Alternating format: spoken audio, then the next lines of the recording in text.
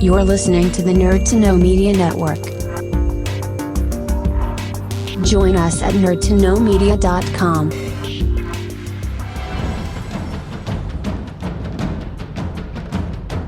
Broadcasting from the Blanchardstown Centre, this is Phoenix FM.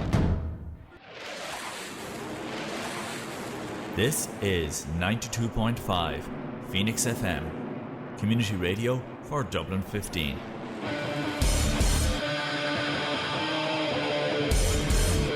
Hey everybody, it's JB Jeremy Borash, and you are listening to Darrow O'Connor on the...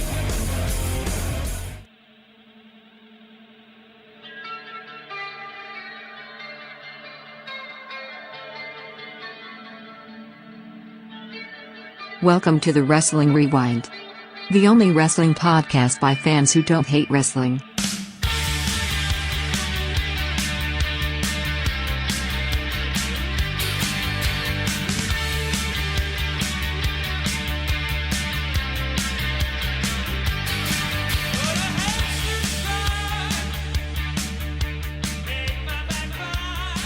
Hello everybody and welcome to the Wrestling Rewind, show 134. My name is Darrow O'Connor. Welcome to the show.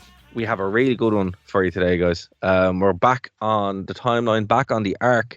Cyber Sunday, you choose what happens from the home of democracy. We'll get to that in a second. 2007. So, it's a weird show. Welcome. Thank you for joining us. Of course, here on Phoenix 92.5 FM, the WrestlingRewind.com, nerdtoknowmedia.com, and the True Penny channel. A bit of an apology. There's been a bit of a delay getting some of the shows up on the feed, but everything should be up on the feed now, including over on the True Penny channel as well. So no matter where you're checking them out, the True Penny channel, there's all our shows for free, but they're also on nerdtoknowmedia.com and the WrestlingRewind.com, which takes you straight to Spotify and everywhere else you can find podcasts or just regular shows. You know, there's 2 shows a week, Nerd to Know basis, and of course the WrestlingRewind.com. So we're going to we're going to cover some news. We're going to get into Cyber Sunday 2007, and I'm not alone. I am joined by the one, the only, Mr. Martin Hardy. How are things, Martin? Oh, Dara, how are things? How are Good. things?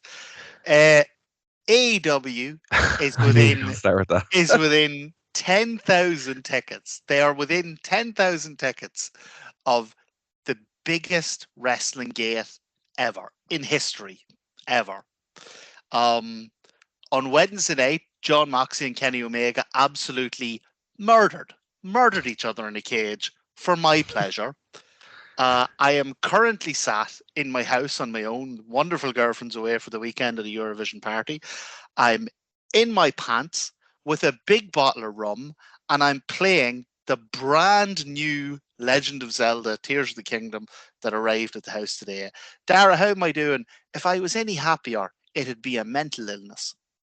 Martin is living his best life, ladies and gentlemen. That's what you need to take away from this. He is just over the moon, and I'm glad for him. It's just one of them weeks. It is. I mean, you and I have had a different week this week. We have, and I don't mean to rub it in. I didn't. No. I will have to say though, it's funny how much local wrestling and local metal intersect. People are always like, "Why are wrestling fans same as metal fans?" It's like, because it's the exact same thing. It's just the payoff is slightly different. Some people wrestle in front, pretend to fight in front of nobody. Some people play music in front of nobody. I mean, it is what it is. You know, it is what it is. When you get underneath all that, it's to do with the, like, not to be corny or whatever, but it is the love of the game. Like, it is. If you're doing this crack for no money, it's because you just love it. It's funny because it's like, you know, you talk to other musicians in any other genre, and they're like, "Oh, I got paid to do it," and you're like, "Yep, there was no money." There's never any money. I mean, like, you know, so I did a stand-up for a couple of years. You don't actually make that much money doing stand-up comedy, like a comedy clubs and stuff. You make your money doing like corporate gigs, stuff like that. Yeah, absolutely. And I can't imagine there are many corporate gigs for death metal. No, however, I can't imagine Google is calling Horrenda around. See, here's the thing for the company picnic. it's funny with Horrenda. It's completely different. Actually, it's a completely different story. It's any thought, and I'm like, oh yeah. And as I was saying, we do the Bray Wyatt school of booking where you control everything down and everything's great and you don't overexpose yourself. It's anytime you jump in the milieu of other bands, and that's when you see, oh, this is why we don't do it. So there is a lot to be said for the Bray Wyatt booking of things. I'll put it to you that way. But Horrenda was asked to do a wedding this week. Oh, I need to get an invite to that wedding. That sounds like a class wedding. I don't know. We were talking about it. We're like, yeah, let's totally do it. And I'm like, you must hate your guests, but okay, we'll do it. So, ladies and gentlemen, if you do want to book Horrenda, of course, my black metal band, you can. You just let us know, and we'd gladly do it. Now, we will charge like another wedding band, but you get a show, and my singer might attack you, but it'll be a good time. Weddings, birthdays, bar mitzvahs, holy communions.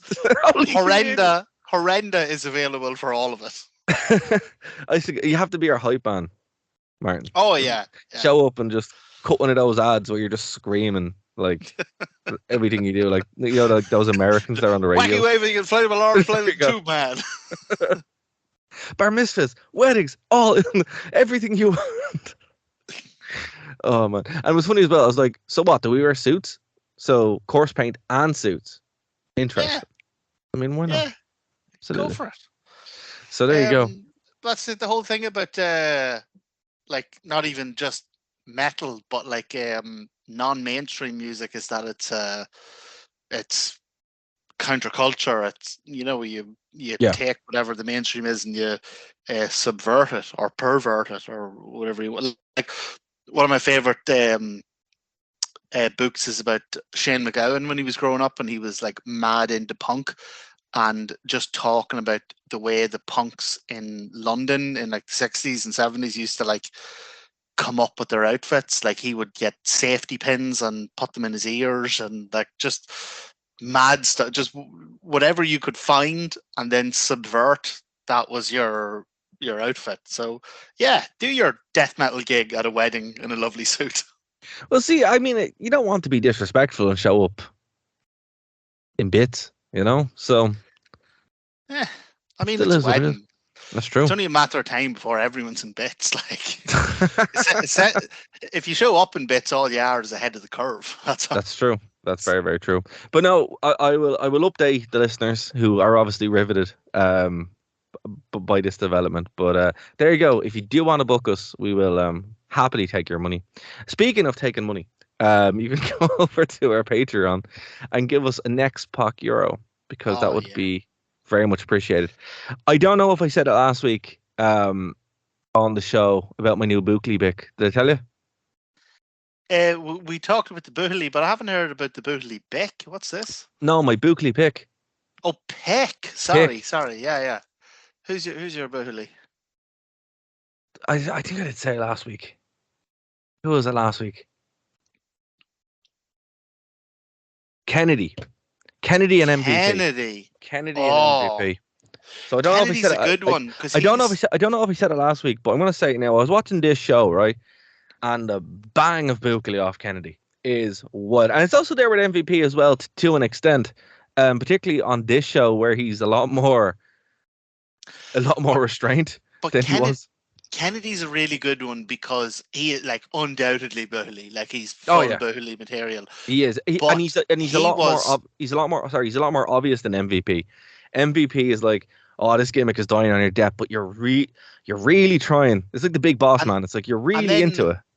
And then the thing with MVP is he came back years later as a genuinely respected kind of manager, and that's why he's only there. Whereas Kennedy, Kennedy almost broke the surface. He was right on the cusp of going to be big time, massive, and then just no. And he's one of the very few people who didn't resurface anywhere else. He didn't. Hold on a second. Oh no, I know you're going. Hold on a second. No, hold on, Martin. No. You can't. We can't do that. We can't, even with the joke, we can't do that. He was a big part of TNA. Dixie loved him. Bet she did. And he was known as Mr. Anderson. His name was Robert Paulson. Anderson. No, but you are right, man. I mean, all joking aside, like he beat Jeff Hardy clean on this show, and that shows you how big he was. Genuinely surprised by that. Although I should have been tipped off by the fact that he was Hardy was the Intercontinental Champion, and it was a whenever you see a champion coming out for a non-title match, your alarm bells should be going off. Well, I mean, even still, Hardy was so like the belt wasn't really on the line for him. It wasn't like who's gonna who's gonna face Jeff Hardy or who's gonna face Kennedy. No, it was Hardy, Kennedy, and can't remember who the third one was. Yes. Oh, was it Mysterio? No. But it was Hardy, Kennedy, and someone else, and whoever was Shawn picked, Michaels. That was right. Yeah, this match was added. And the two remaining, the two guys who weren't picked, they fought each other. That's what it was. That's what it was. Yeah, no, like it was. You know, when I started watching this again, I was like, wow, okay, Michaels has been picked for the main event again. But I was like, oh, are they going to have Hardy and Kennedy team up like they have every other time? And they didn't do that this time. They just had like a pretty decent singles match. Kennedy only got 10% of the vote, which was kind of. Some of the voting on this show was nuts. So again, like because I still don't quite believe it, even though every source I've looked into says it's true. No, it is. It is. They didn't rig it. It's not rigged. It's not rigged. So I was listening to Something to Wrestle with Bruce Pritchard, and he talks about this show, and yeah, guaranteed, he's 100%. It's all above board. So some of the voting in this genuinely just baffled me. Some of these fans are just stupid. That's all it is. And I hate to say that, but it's true. I mean, pick The Miz to go against Dara, Punk. you love to say that. That's one of your favorite things to say. Is it? Only when it's true. And it's true a lot. But I mean, only when it's true. Like, look, you don't pick The Miz to go against Punk. You pick John Morrison. Oh, don't even. Come on. I have whenever we get to that, I have a whole outburst for that. A stretcher match is the worst match I've ever seen. I hate it so much. I we'll get into it, but I mean, like, lads, this is why democracy doesn't work. But this is like, it just doesn't work. So yeah, but democracy, like much like Cyber Sunday, democracy comes down not to what you vote for, but to what your options for voting are. Ah, that's very true. You know, And one thing can I say, right? So this show, because I am going somewhere with that. I'm not just going on a rant. It wouldn't be like us. No, it wouldn't. A tangential rant that just disappears off into the ether. This was from Washington, D.C., right? So it was a tricolor pay-per-view for Raw, SmackDown, ECW. Now, they said the home of democracy. That's called Athens in Greece. And Washington, D.C. in America, that's not a democracy. They're a constitutional republic. So that makes no sense. I just had to get that out there. I don't think WWE understands America. Or maybe they understand it all too well, and they realize that most of it is based on bull crap. Fair. We're still on the radio. Yeah, we're still on the radio. So I haven't had that much rum. I'm still moderating myself. Please don't make me have to edit like I did for the WrestleMania show that one time where I could only use 20 minutes of the content. Never. I'll never show. I'll never be done apologizing for that. That's all right. Darryl will be bringing that up in 20 years. A 2-hour show where I could only use 20 minutes. Master editing. That's all I can say. Anyway, what rum are you drinking? Kraken. Oh, that's the good stuff, ladies and gentlemen. We're not sponsored or condoning. Just saying, if you do like rum, Kraken is. Yeah, we're not sponsored, but I'm condoning. I'm fully condoning. Oh, that's fair. Absolutely. That's Spend your weekend on your couch, in your pants, drinking rum, playing Zelda. That is a weekend well spent. I probably will have some rum tomorrow, actually, at one of the gigs. So, because it's just, it's the best. It's the best rum. 'Cause, I mean, some rum can be terrible, but spiced rum, you get a good one, and you're like, this is and this actually where it's at. black spice rum is a real nice balance of the. It's really sweet as well. What's good about it though is that because you probably haven't noticed this, but I have a bit of a belly on me there, and it's so sweet that you actually don't really like. It mixes really well with just like diet drinks or sugar-free drinks. Oh, wow. It doesn't need anything else. Yeah, you can actually drink it straight as well, but that's a really bad idea. It's a terrible idea. If I'd been doing that while I'd been playing this, we'd be having a very different conversation right now, and you'd be getting the old editing button out. I've done that before a gig, and that was the worst idea I've ever had. Still played the gig though, but less said about that, the better. But Kraken Rum, phenomenal. We're not sponsored by them, but maybe one day. So the show opened up with potentially one of the worst matches I've seen in a very long time. I hate Rey Mysterio, particularly at this point. No, at this point. Okay, I need to emphasize. I'll let you run with it. Let's go. Let's hear it. A lot of what I'm saying about this period of wrestling is kind of locked into this period. This is when TNA was really good, and I was watching TNA I was covering it for a couple of outlets. I started covering actually around this time, and it's when I got into wrestling media, and I'd been really desensitized to WWE. Rey Mysterio, Batista, they kind of just emphasize what I don't like about wrestling when it's moved up to the top of the card. And Rey Mysterio's shtick has ran very thin for me at this point. It didn't help that Finlay was in there. Again, I do like Finlay in WCW. I don't like him when he left WCW, and I hate stretcher matches. So these 9 minutes were excruciating. I know we talked about this last week, but my God, Finlay from WCW to WWE, whatever it was at the time, it's such a monumental shift for a guy who barely actually changed, like in terms of what his overt gimmick is. Belfast Brawler or I'm Irish and I like to fight. It went from being like a real, genuine, kind of terrifying, vicious guy to just the most hokey. I can identify what it is. Well, it's what's that movie? The Quiet Man.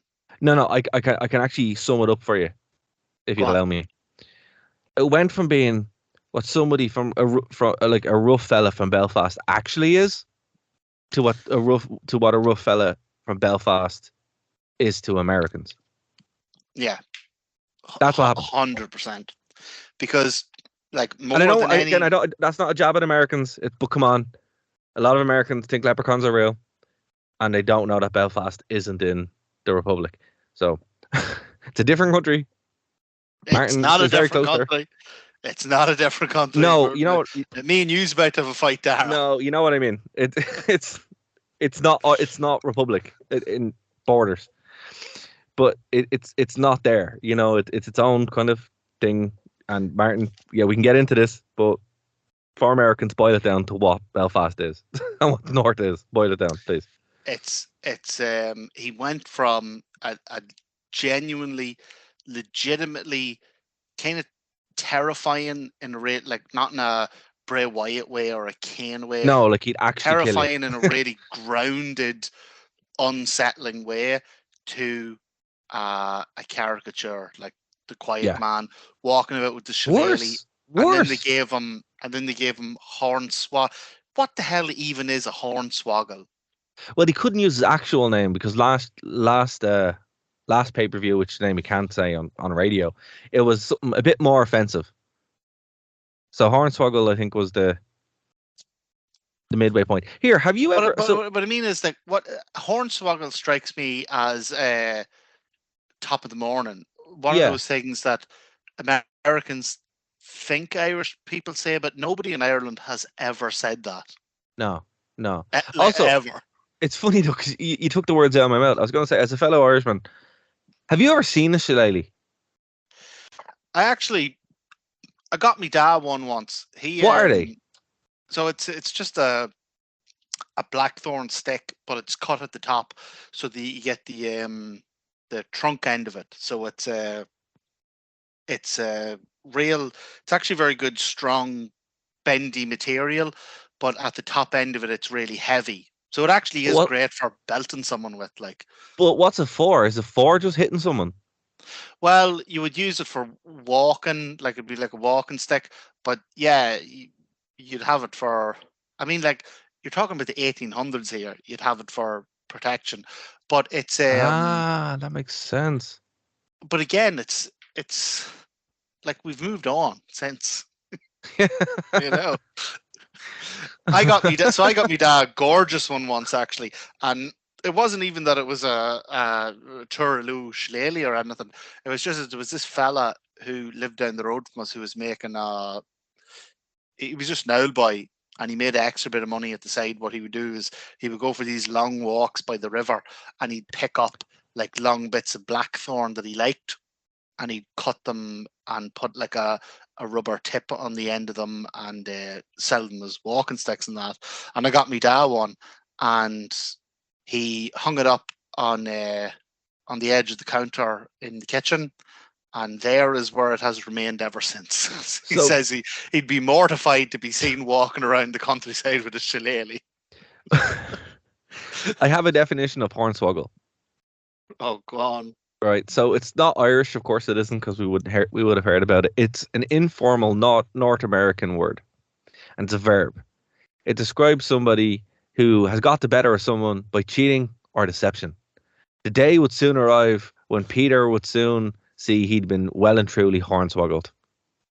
But this is, and again, we're hamstrung here because of the radio. But last week, do you remember we had a great conversation about all the different words we have for deceptive, cheating people? Yeah. Like, there's a million other names they could have called him. Exactly.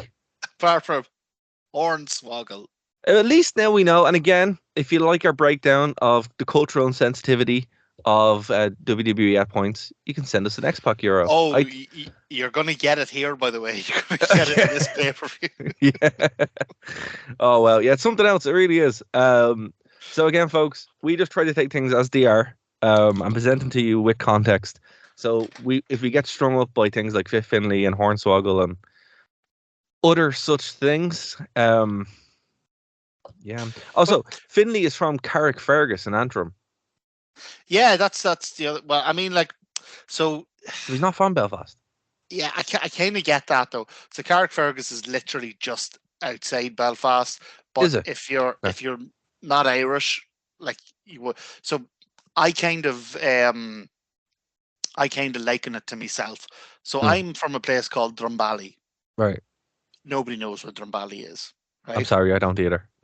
Exactly. No, that's what I'm saying. I didn't mean nobody internationally knows. I mean, you meant nobody. Nobody outside of Drumbally, and I'm fairly sure about half the people in Drumbally, which is 6, don't know where Drumbally is, right? So I'm from a place called Drumbally, but whenever anyone asks me where I'm from, I just say Crossmaglen. Now, I'm not from Crossmaglen, but if I say Drumbally, I end up having the same conversation. Where are you from? Drumbally. Oh, I've never heard of that. Where's that? It's near Craigan. Oh, where's that? It's near Crossmaglen. Oh, yeah, Crossmaglen. I know Crossmaglen. So I understand why Finlay, rather than having to go through a whole thing about Carrickfergus, just decided to say he's from Belfast. Also, and I think I can say this with confidence, given that I have several friends from there, and I'm currently only sitting about 4 miles away from it. Carrickfergus is, apart from the castle, a tip. Man, Martin Staten's are his own. We just so we're clear. But thanks for the geography lesson, man. It depends. I mean, if you like big castles and loyalist paramilitaries, you'll love Carrickfergus. You like, it's be right up your alley. But Well, if you're not into those things, maybe give and it a miss. and this is why we move swiftly on from the political situation of Northern Ireland and Ireland, because it's complicated. It really is. What's weird about it is, right? So what you said is correct, as far as the location, not the rest. I don't know. I'm not That was taking a pretty side on it. accurate overall. Fair. But no, I mean it's weird because a couple of years later they have Finn Balor, right? And they bill him as from Bray. It's like nobody knows. Well, look, everyone knows where Bray is, but I mean, they didn't say Dublin or Wicklow. Or even Wicklow. They actually billed him from where he's from, which is weird, rather than Dublin. I'd say, which you think they would have done? Finn though strikes me as kind of guy who's like very proud of where he's from. So do you know the way like he has his finisher called 1916 and all that? Yeah. He strikes me as kind of proud of where he's from, and I'd say he went to them and he said to the announcer, "I am from effing Bray, and if you say I'm from anywhere other than effing Bray, I'm not going to walk out through the effing curtain." Do you understand? I mean, that's fair. That's probably exactly what happened. It's crazy that like it took so long for that to happen, because there was just like, even in WWE games, right? I don't know if you've played pretty much all of them, but up until Sheamus showed up, you could only pick Belfast, Ireland. Oh yeah, because of Finlay. Yeah, and it was like, that's weird. That's a weird way to put that, but okay, can't pick Dublin or Cork. I can understand Cork, to be fair, but I mean Dublin. I mean, that's the actual capital, but. Yeah, so Finlay opened up this weird can of worms in WWE for a while, that Sheamus and then Finn actually kind of like smoothed out or over. Sheamus is legitimately Dublin, isn't he? Yeah, he's from like up the road.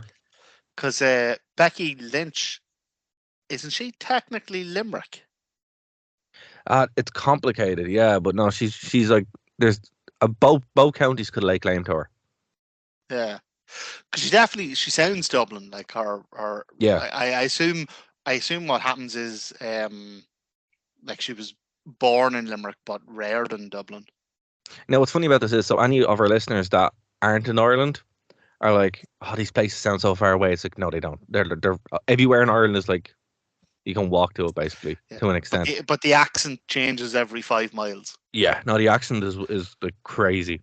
Yeah, I was in Limerick. Me and Dara are currently like an hour away from each other. Oh, if even. Yeah. Yeah. Yeah, because you're not even. You're technically Meath, aren't you? Yeah. Yeah, so we're like, I could hop in the car right now and be at Dara's in about 45 minutes. And the accent is so completely different. Like. It's just. It is crazy though, and I mean that's something that I don't think is like. Even in the way with the Irish invasion of WWE, it's not really reflected because Irish people have to speak a specific way to Americans so they don't understand them. You know, so Becky talks. Very rarely you'll hear Becky's actual accent. It'll come out every now and then. Finn's is very pronounced. What I find of Becky is she lets her accent out, but she talks very slowly. And yeah, that's true. Compartmentalized so that the crowd can keep up with each word. You know, and it's actually something you find McGregor does it as well. Conor McGregor doing, yeah. You have to, because Irish people do speak quite fast. And I mean, as you said, I was in Limerick the other day, 2 or 3 weeks ago. I struggled. Generally. Oh, so, my God. It's hard. I moved down to Cork a couple of years ago, and there was an adjustment period. There is an adjustment period, and it's wild. It's one of the things that you only really kind of, I suppose, like, it's kind of same everywhere. You know, everywhere has its own kind of like accent. But although in terms of a little bit of news, I read a thing, and I didn't even mean to bring this up in the show, but I read it online about an hour ago. Apparently Becky, Finn, Sheamus, and Damo, what did he used to be called? The Belfast Beast, was it? Belfast Beast, yeah. Yeah. Apparently they have all gotten together and they have petitioned, and I don't know if this is like a reaction to All In being in Wembley or whatever, but they've all petitioned WWE to run a stadium show in Ireland. And I mean, the stadium show in Ireland is, I mean, it's Croke Park essentially, isn't it? Like, what else is there? Yeah, I mean, but part of me is like, oh, it's amazing, and then the other part is like, that's never happening. Like, I mean, they couldn't get Katie Taylor in Croke Park. Do you know what the problem is? Do you know why they wouldn't fill Croke Park? Why? Irish people we're too nice. We're too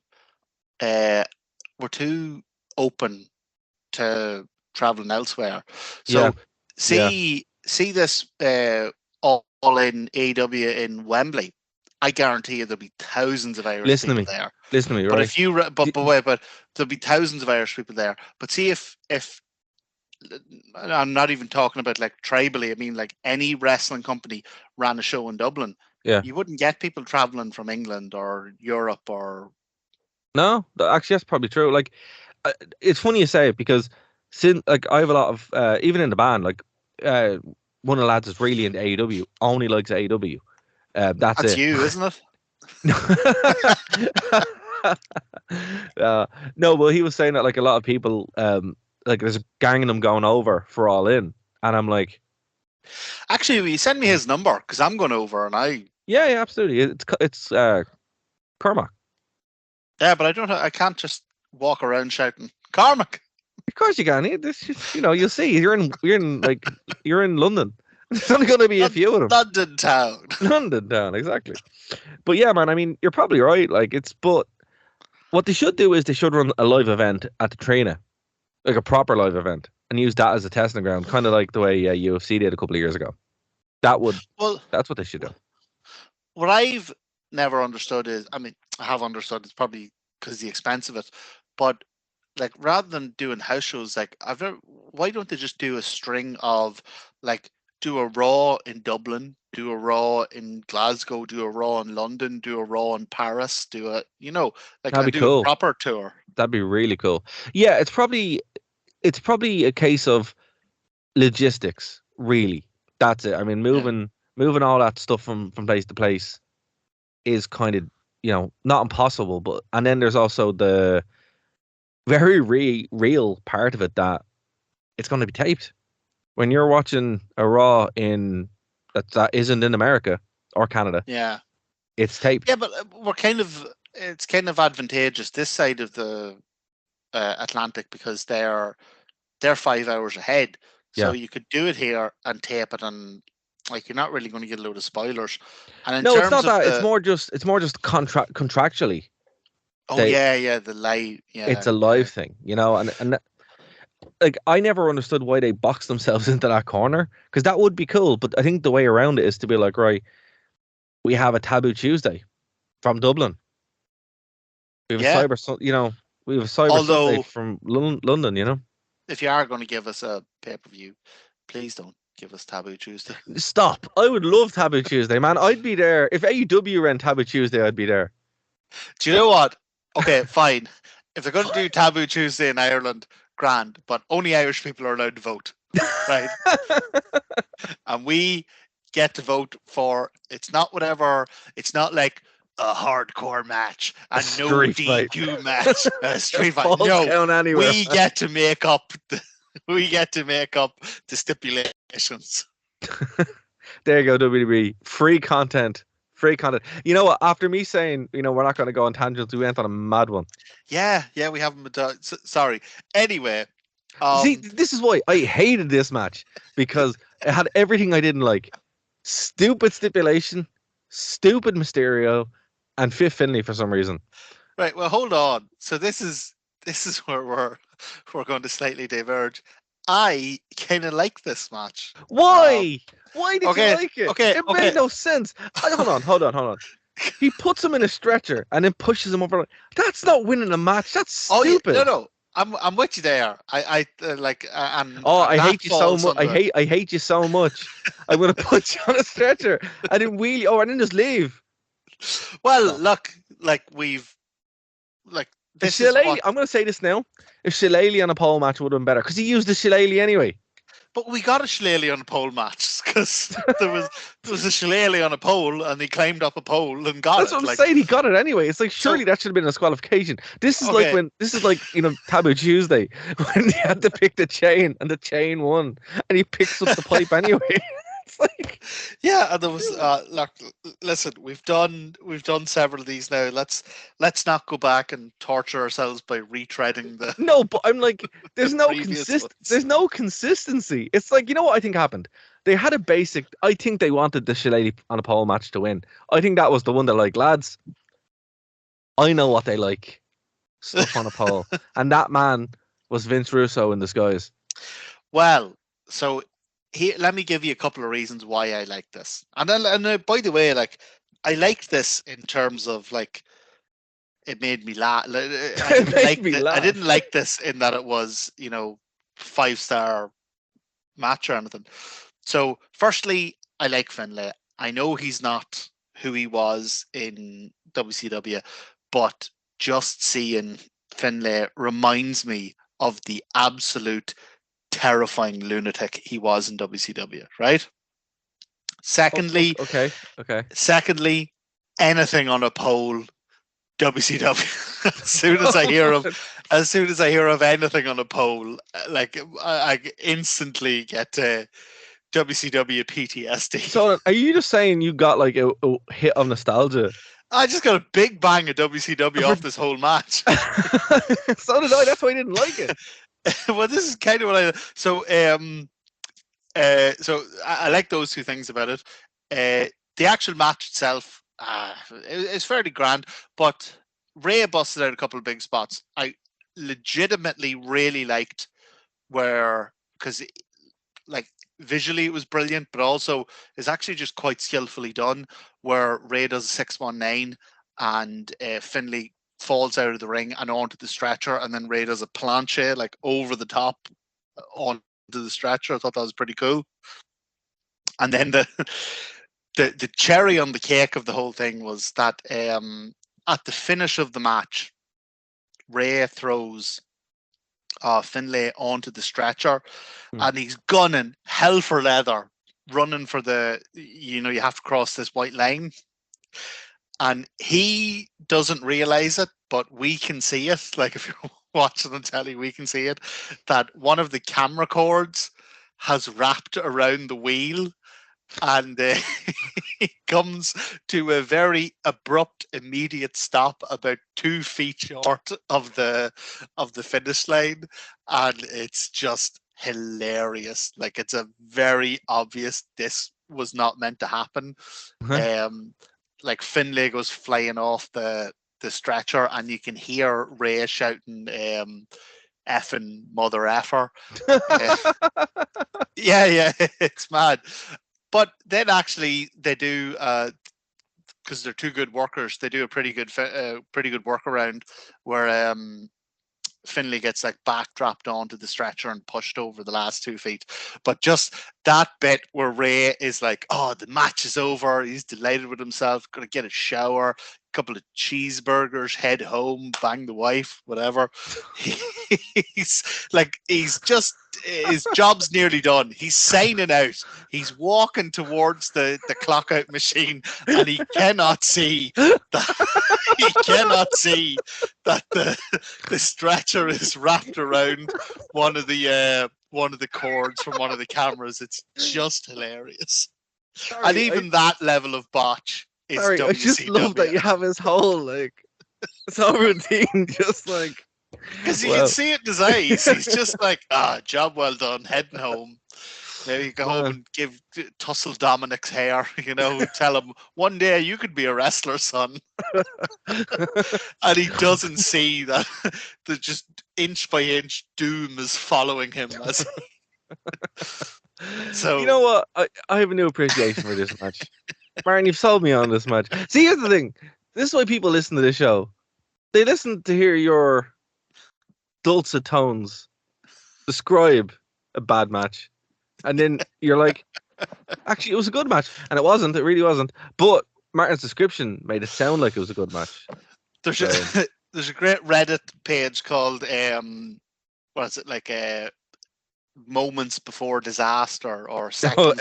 an attempt was made is a good one. Yeah, an attempt was something like that. That's what I got off this, is just Ray gunning for the finish line and that camera wire just getting tauter and tauter as he moved. Look, but the thing about it is, with a match like this, and that's the problem I have with a stretcher match. It wasn't so much with because it's basically the same match as it's the same similar concept as an ambulance match. Yes. A last ride match. Basically anything where last week, yeah. Yeah, exactly. It's like the same kind of thing. The only difference is a stretcher is by definition something that needs to be taken, with some care. Because, usually there's an injured person on it. And, how many times have you seen people fall off a stretcher? A lot. Yeah, it's a wobbly bit of material. It's the land version of a canoe. Yeah, it's not something I'd look at and go, you know what? We're going to fight on this. It's just, it seems like a silly way to do this. And look, I get what they're trying to do, but I think what they did on the last pay-per-view made a lot more sense, because it's like, look, once you're in there, you're kind of in there. You're not gonna go from A to B. It's a car. So I would say that's where this fell down. Again, I think part of the reason I like this was because this era of WWE, mid-noughties, it's not even that it's particularly bad or anything. Yeah, it's just so goddamn boring. It's very bland. It's very bland. So boring. Everything is bland. Everything is PG. Everything is bored. Like, just the fact that this reminded me of WCW, it had a ridiculous, hilarious botch at the end. Like, I don't know. I just okay, fair enough. We'll give you a pass. You've redeemed it in my eyes. The next match was CM Punk as the ECW champion. Now, before, and I'm sorry to interrupt you there, but before we get into that, there was, between these two matches, a segment where the Divas announced they were having a Halloween costume contest. Yes, because actually, something to mention, this wasn't in November, which the last couple of ones were. This was like around Halloween. Yeah, this is like the 28th of October, so it's fairly close to Halloween. Yeah. So the first diva, this would go on through the night. They didn't show all the divas; they just show them two at a time. And it was it was a contest. It wasn't like they were going to come out in it. They were just wearing it. Yeah, they didn't even. Yeah, none of this happened. Actually, there wasn't. So there wasn't a single women's match in this show. No. There you go. Right, so yeah, they never come out right, and all that happens is you get some backstage skits about the divas talking about their costumes. So the first one, I can't remember who it is. She's a cat. She's like, meow. Yeah, it's I'm a kitty cat. Right, right, and you're like, oh god, WWE doing its old sexy divas stuff. God, this isn't very feminist. This isn't very. And then the next diva comes out and she's in a big fat suit and she goes, "Oh, I am a Japanese. Call me a Yokozuna." And I'm like, oh my holy Jesus. And stood behind her is a 6'7" white guy going, "Oh, Mr. Footy." Oh, Jesus Christ. This is what happened. Oh God, no! This is what happened. Literally word for word, even in the accent and everything. Just for clarity, this is what happened. Yeah, and she's in a full-on big fat suit, doing the side-to-side lumber and doing the voice. Like, it's just literally, it's that. I'm sitting there going, Finlay and Mysterio, it was a good bit of crack. Sure, I'll give this a chance. And then the next thing, I'm like, oh my God. Oh my God, this is why I stopped watching wrestling. And then we got to Punk. Sorry to interrupt, Dara. But that segment was bookended by Farouk coming out and going, damn. Because he was horrified by the segment. So he was the audience. In that whole segment. Then we had Punk. Then Punk came out. So Punk came out. He had the ECW championship.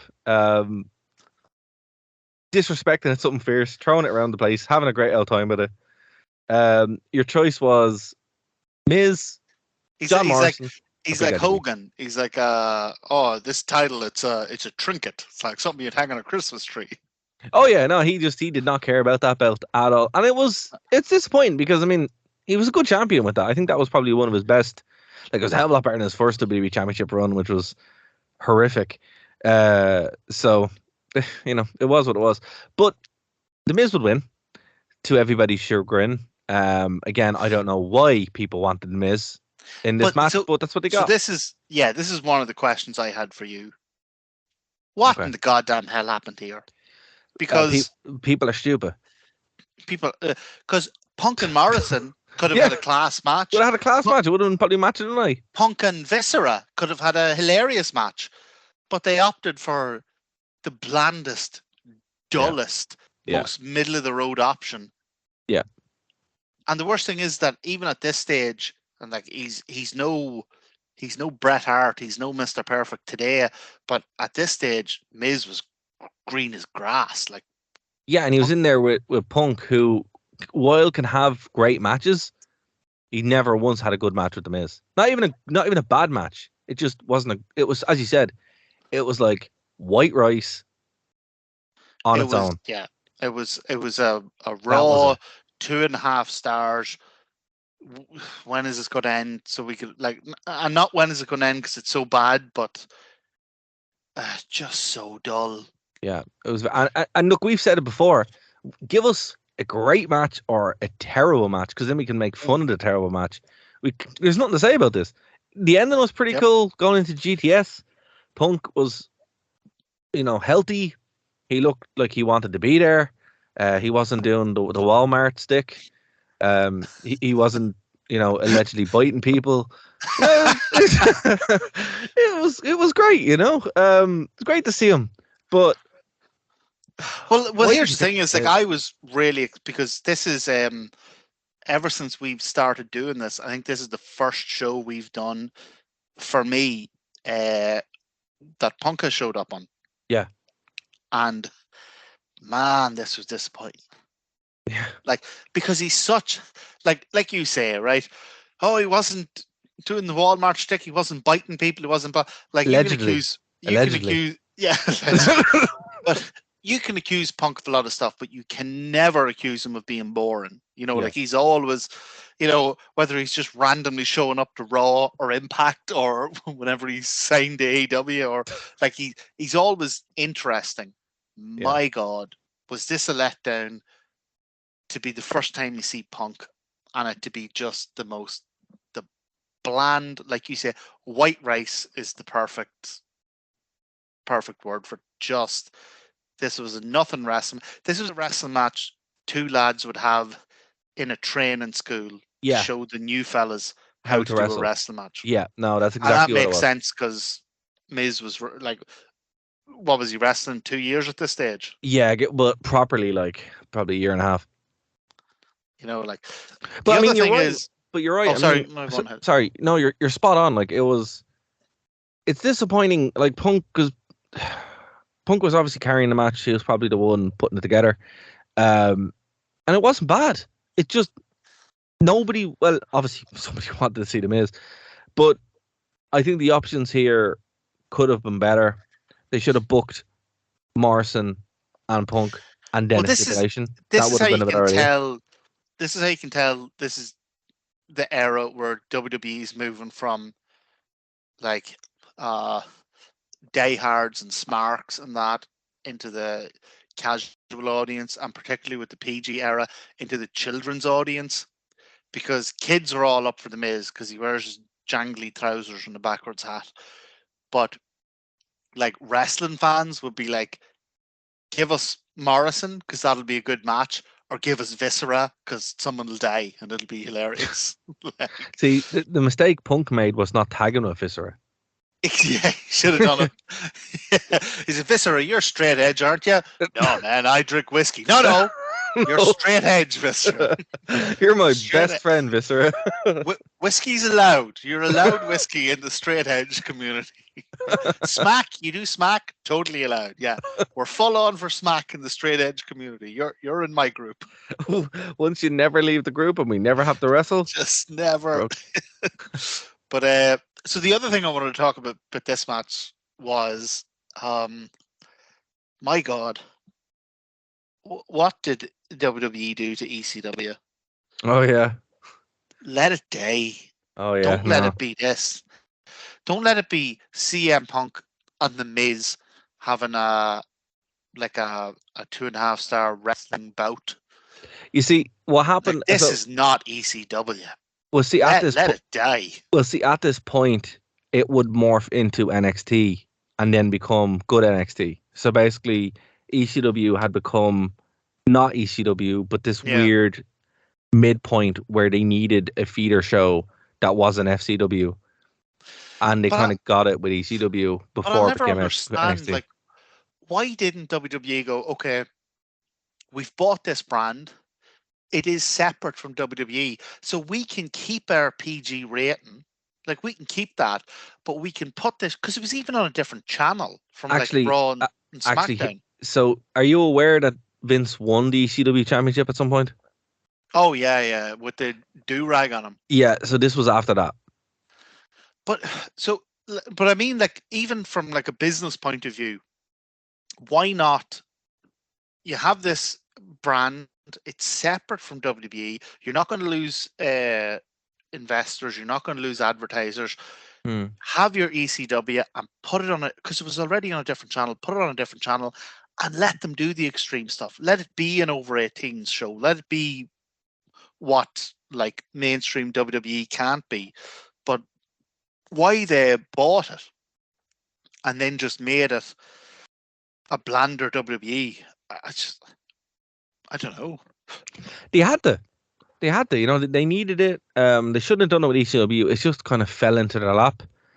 I think the eventual end goal came out, and it became NXT, which is what they always wanted. ECW, you know, I think everybody got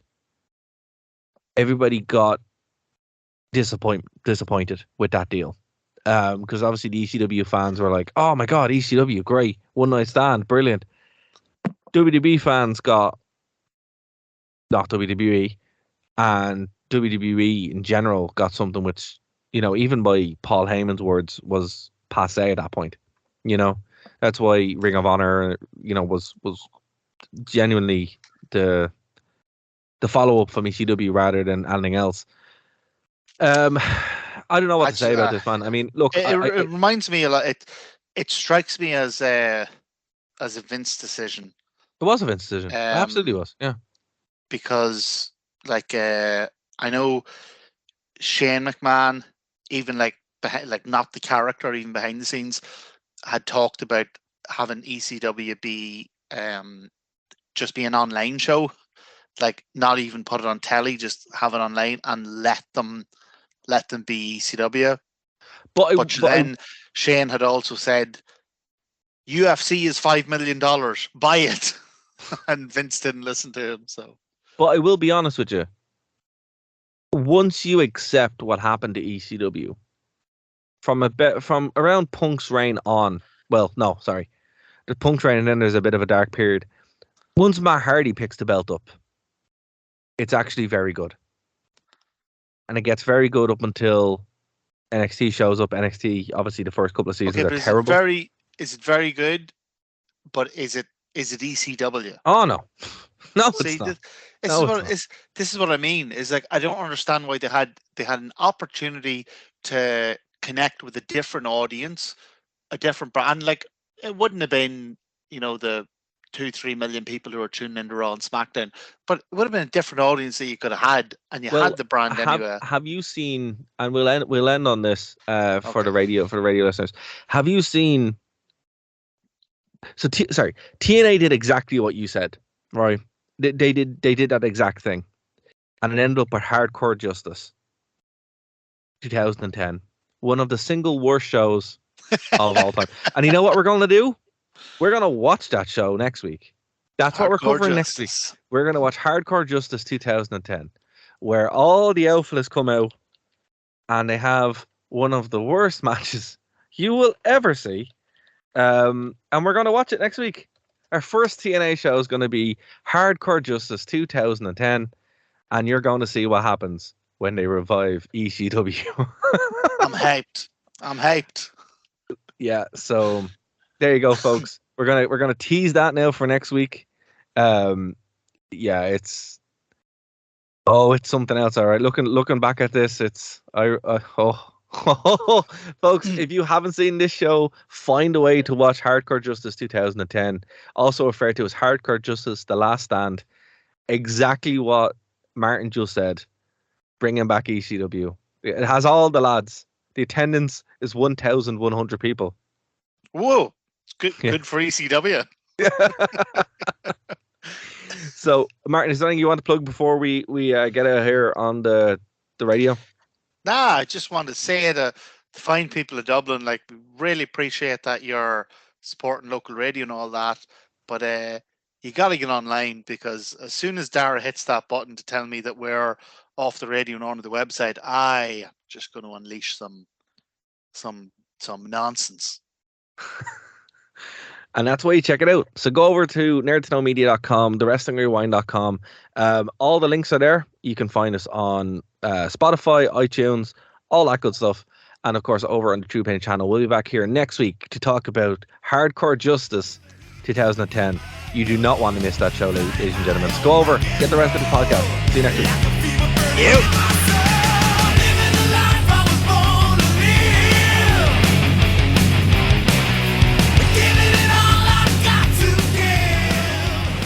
You have nothing else to do on a Saturday? Do you like nerd things? Now check out Nerd to Know Basis here on Phoenix 92.5 FM, 5 PM to 6 PM, and then head over to nerdtoknowmedia.com for all of our shows as part of the Nerd to Know Media radio network. Thank you for listening to a Nerd to Know Media production.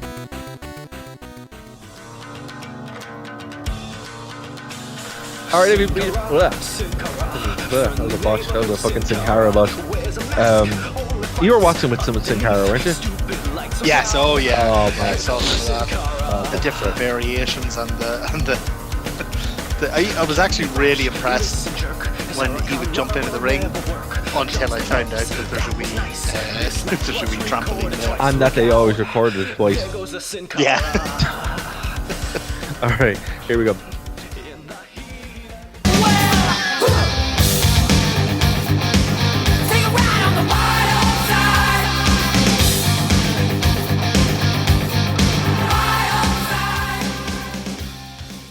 All right, folks, welcome back to the Wrestling Rewind. Martin, you have no idea what you're in for, sir. I swear, one of the funniest podcasts ever is WrestleView's coverage of Hardcore Justice 2010. It is the funniest podcast I've ever heard. I don't know where it is on the internet. I haven't got rights, so I can't put it up on the feed. But if anyone on WrestleView is listening, please post that somewhere, because it's absolutely hilarious. And yeah, they cover it in real time. So we're gonna do it, and man, I can't even put into words how bad it is. I'm genuinely looking forward to that. But I also have to say, in terms of sort of spooky synergy, for the second week in a row, I'm starting the online version of the podcast with the same two words. Cute whore.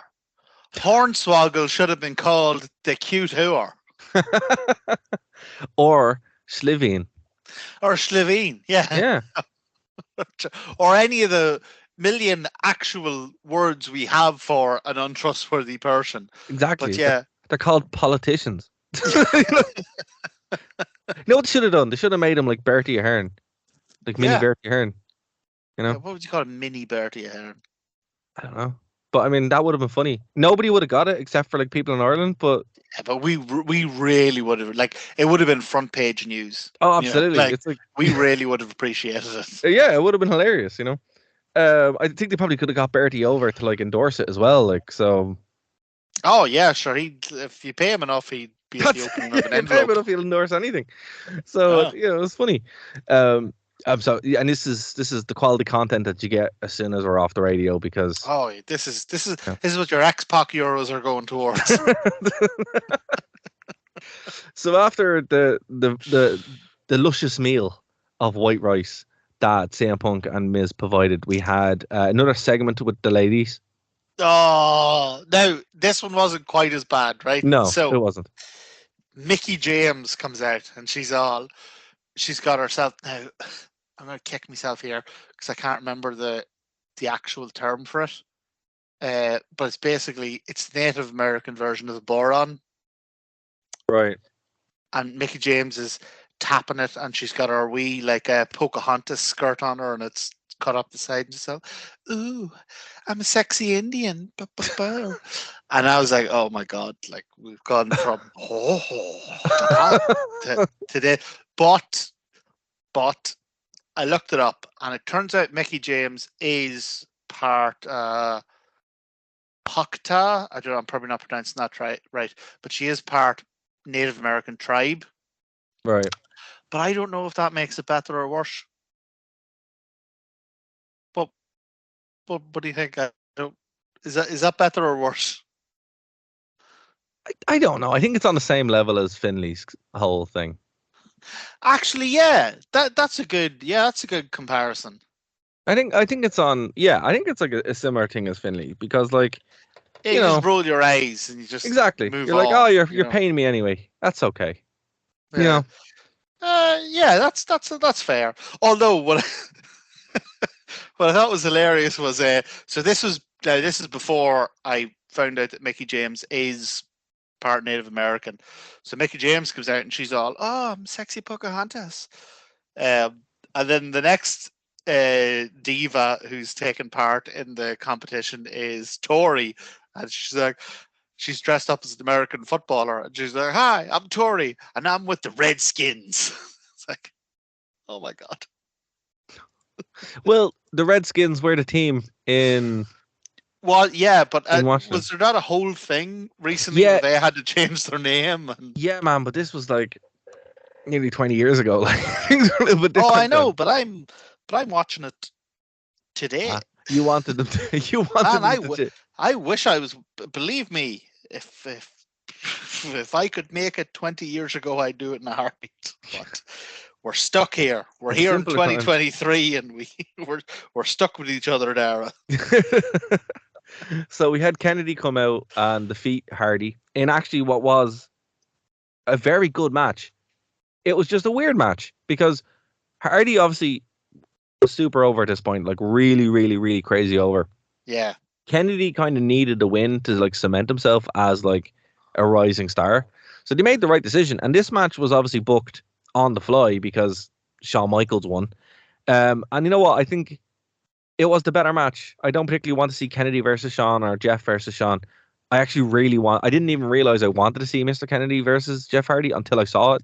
And then I was like, actually, this is great. So it's the strongest match of the night, really, to be honest with you, in a lot of ways. Just a weird match. Yeah, I think the main event was the better match. Yeah, oh, absolutely. Yeah, but I actually kind of agree with you. Yeah, I enjoyed this. I liked kind of catching up on the Jeff Hardy singles run. I liked seeing a bit of who Kennedy was before the disaster. What I really liked was the finish. So, like, I get that people have finished moves and like signature moves and all that, but it does make wrestling very predictable. I really love, like, it really annoys me when wrestlers come up with a really cool, intricate or unusual or original like sequence of events. Yeah. Like, with the reversal or whatever, and it goes for a pin, and I'm like, man, that should be the finish, because not everything should end with the finishing move, because then it's just then it's formulaic. Yep. So I really actually liked this finish where Jeff, well, I was just about to call him Jeffrey. Jeffrey Nero Hardy. Jeffrey Hardy. Jeffrey Nero Willow Hardy, where Jeff went for that sort of That move he turnbuckle does. drop kick he does, and missed it. And it actually kind of makes sense that would be a finish, because that's not just falling from the top rope. That's kind of slingshotting yourself into the ground. I really appreciated, like, I genuinely liked that was the finish. No, absolutely. And the fact that he was able to, or Kennedy was able to go in and not undo it, but kind of get in front of it, really was very good. Yeah. It was very, very good.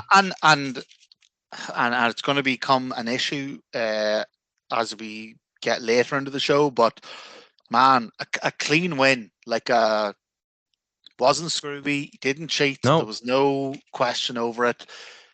Jeff Hardy went for a move, and Kennedy was the better wrestler, moved out of the way and capitalized on it. It win fights. It was absolutely a clean win, and it's one that Kennedy needed more than Hardy. Hardy had a win here. There was nothing on the line. Hardy was a star anyway. This is how you build. This is how you build. You build stars with proper wins. Then we had another segment with the ladies. These were the best segments of the night. They really were. And it's funny, I didn't realize that, only when you said it, I didn't realize that the women actually weren't on the show at all. But sprinkling them through the entire night was probably a better way to do it. And makes you think women were on the show. Yes, without actually them being on the show. So there was a fun segment actually before the women went on where you saw Michael Cole voting on an old school MacBook. And what was weird about it was he was actually online on the website voting. And I'm like, you know what? Well done, lads. I appreciate that. So I appreciate it. It's not like have you seen that music video with Kelly Rowland? Yeah, I posted it on my Facebook. That's where you saw it. Is that where I saw it? That's where you saw it. Hey, talk about a circle. So I'm referencing something to you that you posted. And that you saw on my Facebook wall. I saw in your... So for anyone who doesn't know what we're talking about, so Kelly Rowland, who was in whatever Beyonce's group was called. Destiny's Child. Oh, Destiny. Oh, God, yeah, Destiny's Child. That's what they're called. So whenever they all went off into their singles, Kelly Rowland released this single. And in the video for it, she's texting her man. But obviously, we weren't as technologically adept back then as we are now. And the camera is recording her type on the phone, not into messages, not even into Word, into Microsoft Excel. Yeah. You can see the boxes. And she's like, oh, why won't my man respond? Probably because he's not an accumulated list of numbers. That's probably why. And the best part is her man is Nelly. Nelly. Oh, God, do you remember Nelly? Oh, God. I love it. I love it so much. So, yeah, they actually decided to go, you know what? We'll actually just vote on this.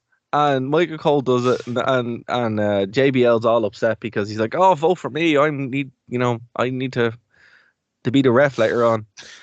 So it then cuts to the women, and we have Undertaker's wife eating an apple. Now, hold on. I have a note here. Go on. Has Michelle McCool, before this... Ever eaten an apple? Ever eaten an apple. No, that's what I said too. Never! This woman... Do you ever see that? Do you ever see that episode of The Office where they make... what do you call the heavy guy? Oh, I can't remember. Whatever it is. But he loses a bet and he has to eat a broccoli. And he starts eating the broccoli from the arse end. Yeah. And everybody goes, what are you doing? He goes, this is a new food for me. I don't know how to eat it. That is exactly what Michelle McCool is doing with an apple. This woman has never eaten an apple. The disgust in her face when she's eating it too. That's what got me. And also, I was like, I think apples are nice. I think she mostly lives on wine and smoothies because she doesn't look like she has ever chewed. Yeah, she's the weirdest. She's doing cartoon chewing. Like, she was struggling a great deal to finish that. This is what chewing is. Like, what? The most bizarre thing. I was going to say the most bizarre thing, but we've already seen. So who knows? I think Layla is next in her little showgirl outfit. I don't know who that. I think it is Layla. She was nice and not offensive. Yeah, and it was like. But here's the thing: that it was totally objectifying. Absolutely, just divas aren't wrestlers; they're just sexy bits of meat, right? But the fact that it had come after all this, you were just like, oh, thank God, here's Layla just doing a nice normal. Yeah, nice normal. She's not trying to lick an apple. She's not doing ethnic accents. Like, folks, we don't share notes beforehand. I have no idea what Martin's going to say, and I literally have the exact same thing. So I feel so justified. I feel so vindicated that you picked up on the apple thing as well. Oh my God. What in the name of God was that about? It's like she's disgusted by it. Like, she's like, what is this food? Oh my God. You think, or maybe she just eats it like the way I eat an apple with a knife? You know, when you cut bits off? She's got a big mouth. I bet you she just swallows them whole. And she's like, no, you got to do a sexy bite. And she's like, but why would I bite an apple? You just swallow an apple. And Vince's like, no, you got to do a sexy bite. And she's like, I don't know how to bite an apple. I think if they had given her a knife, though, that would have been weirder. Yeah, I mean, like, there are very few situations where you can add a knife and it's less weird. But I mean, eating an apple with a knife makes more sense because then you don't have to bite it. You can just like cut bits off. Yeah, but do you know what? I don't trust her. So yeah. If she can't be trusted to chew an apple, she can't be trusted. Like, God knows if you gave her an apple, you have to eat the knife with an apple. God knows what she would have done. That's fair. She eats the knife. What happens to the knife? pokes the knife up the arse of the apple and then like bites it from the top or something. Like, who knows what this maniac would do? This is maniac.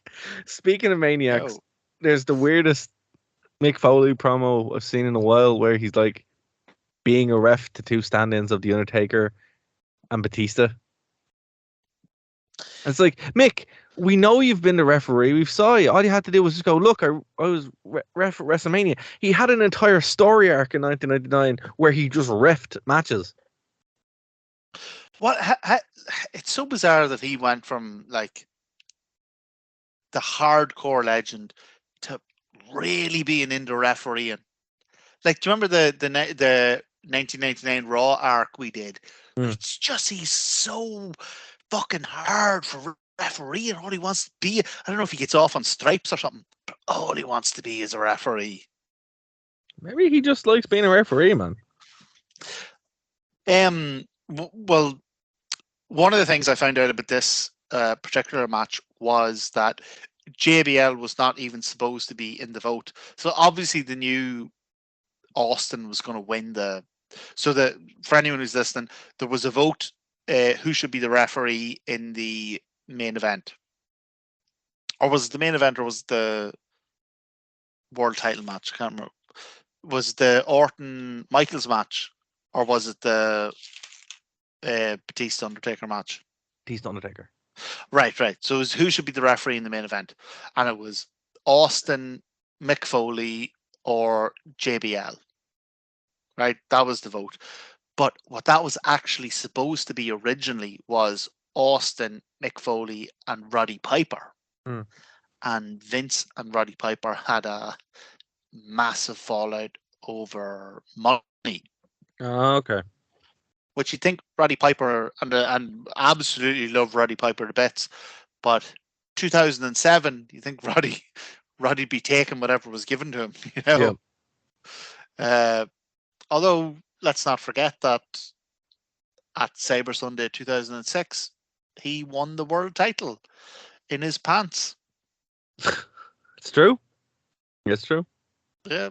So, but yeah, apparently that was a big fallout, and then they just had to stick JBL in at the end. But there's a bit of This is what you pay your X-Pac Euro for, folks. It is quality So- background, background to everything. So that we can regurgitate stuff to you that we heard on other podcasts. We're like the Reader's Digest, the podcast. But We are the readers. Except it's already been digested. We're like the reader's human centipede of podcasts.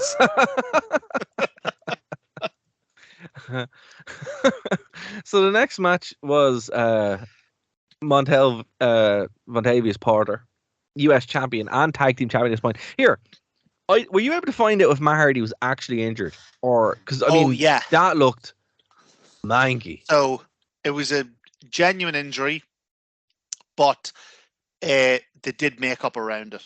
So Okay. like they made it look worse than it was, but legitimately he had been told that they asked if he could wrestle, and his doctor told WWE officials that his stitches are still far too fresh, so that Right. even even just simple bumping, if he changed his facial expressions too much, Oh it my could god!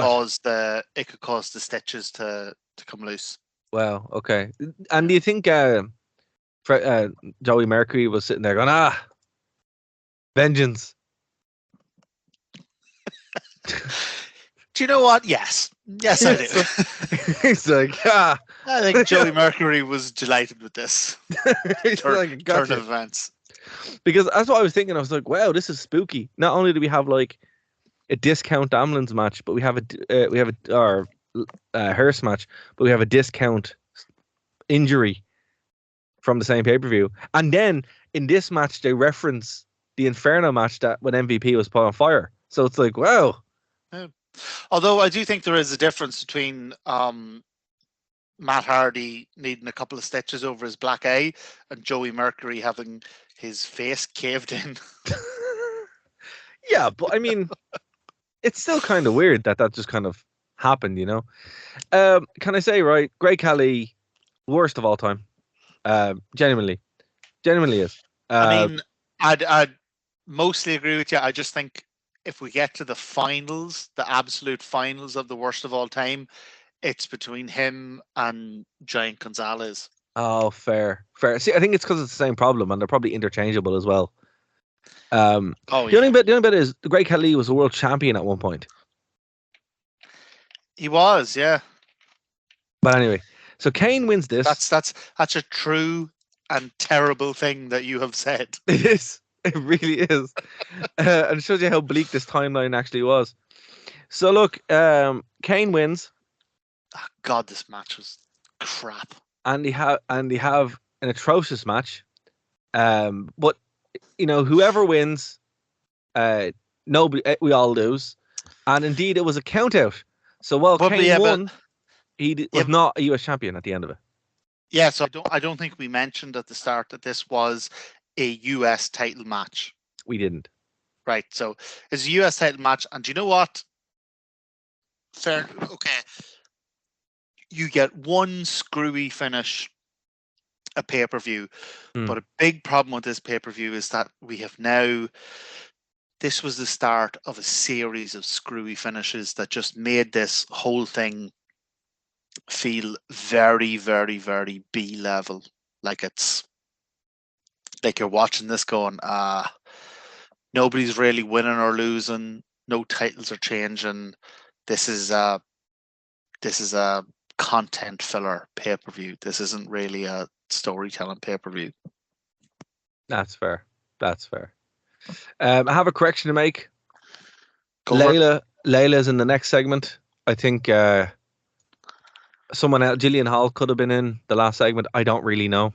It could have been Brooke. I don't know, but it wasn't Layla. She's in the next segment. Well, I do know that in the next segment, Kelly was in it. Kelly was. So hold on, and she was. Hold on. Before we get to that, hold on. Oh, sorry. Yeah, go ahead. Y2J's second coming promo played, and that was awesome. Oh, is that who the Save Us .22? Oh. Yeah. It eventually will be Jericho in like 2 weeks after it. So that was cool. I remember that would start Jericho's like infamous short hair heel run, which was class. So yeah, so that's who that was. Right. That's pretty cool. So Layla comes out. Layla comes out and she dresses as a cop. But I'm gonna give you the floor here. Go on. And then it's Kelly Kelly. Then Kelly Kelly comes out, and Kelly Kelly is dressed very much as a pimp. Yes. Kelly Kelly is dressed as a person whose profession is the management, if not ownership, of prostitutes. But in the new PG era, you're not allowed to say that. So Kelly Kelly, dressed head to toe as a pimp, goes, "I'm a gangster." No gangster has ever dressed like that, even as a joke. Even as a joke, you are dressed as a pimp, but you're not allowed to say pimp. And also, where is the Godfather these days? like, what would they do with the Godfather? 2007. Let's say he comes back. What do they do with the Godfather? But she is like, no mistake. This is a full-on pimp. This is not a gangster. I've seen The Wire. I know what a gangster looks like. This person is a proprietor of prostitutes. Yes, that's what that entails. Yeah. So the next match we have is the championship match for the WWE title. It is Shawn Michaels defeats Randy Orton by disqualification. So your champion is still Randall Keith Orton by nutshot. Yeah. So, I mean, like my views on this probably aren't going to be, like purely academic, because I really don't like Randy Orton. I find him the most boring wrestler, and I really don't like Shawn Michaels because he screwed Bret Hart. So here's one for you. I agree with you. The question I have is, on a world championship, what I think they should have done with the world title, right? No disqualifications all the time. Why is that a thing? I don't know if I agree or disagree with that, but it's an interesting subject. Yeah. Because the thing about it is, it's like, yeah, it gets them out of the hole of, doing a match, but it's like, when it's that important, surely what's stopping the champion from just being like, huh? Do you know what? I'd compromise. I wouldn't say no DQ. What I would say is the title changes hands on a DQ. Then you have an incentive not to cheat. Exactly. There's no incentive. I mean, if I was the champion in a real world situation, I'd be like, oh, bye. Yeah. Yeah, every time. Come out every time the bell rings and you just shoot the guy in the leg. There we go. Or just bait the ref, there's no. Oh yeah, just bait the ref. Yeah, whatever. Get creative with it. Bell rings, just pull your trousers down and start pissing. Just start pissing in the ring, pissing everywhere. And the referee. Oh, this is over. We're done with this. Okay, so look, the match itself wasn't great, but I need to get to the next segment, okay? Because the next segment is fucking gas, right?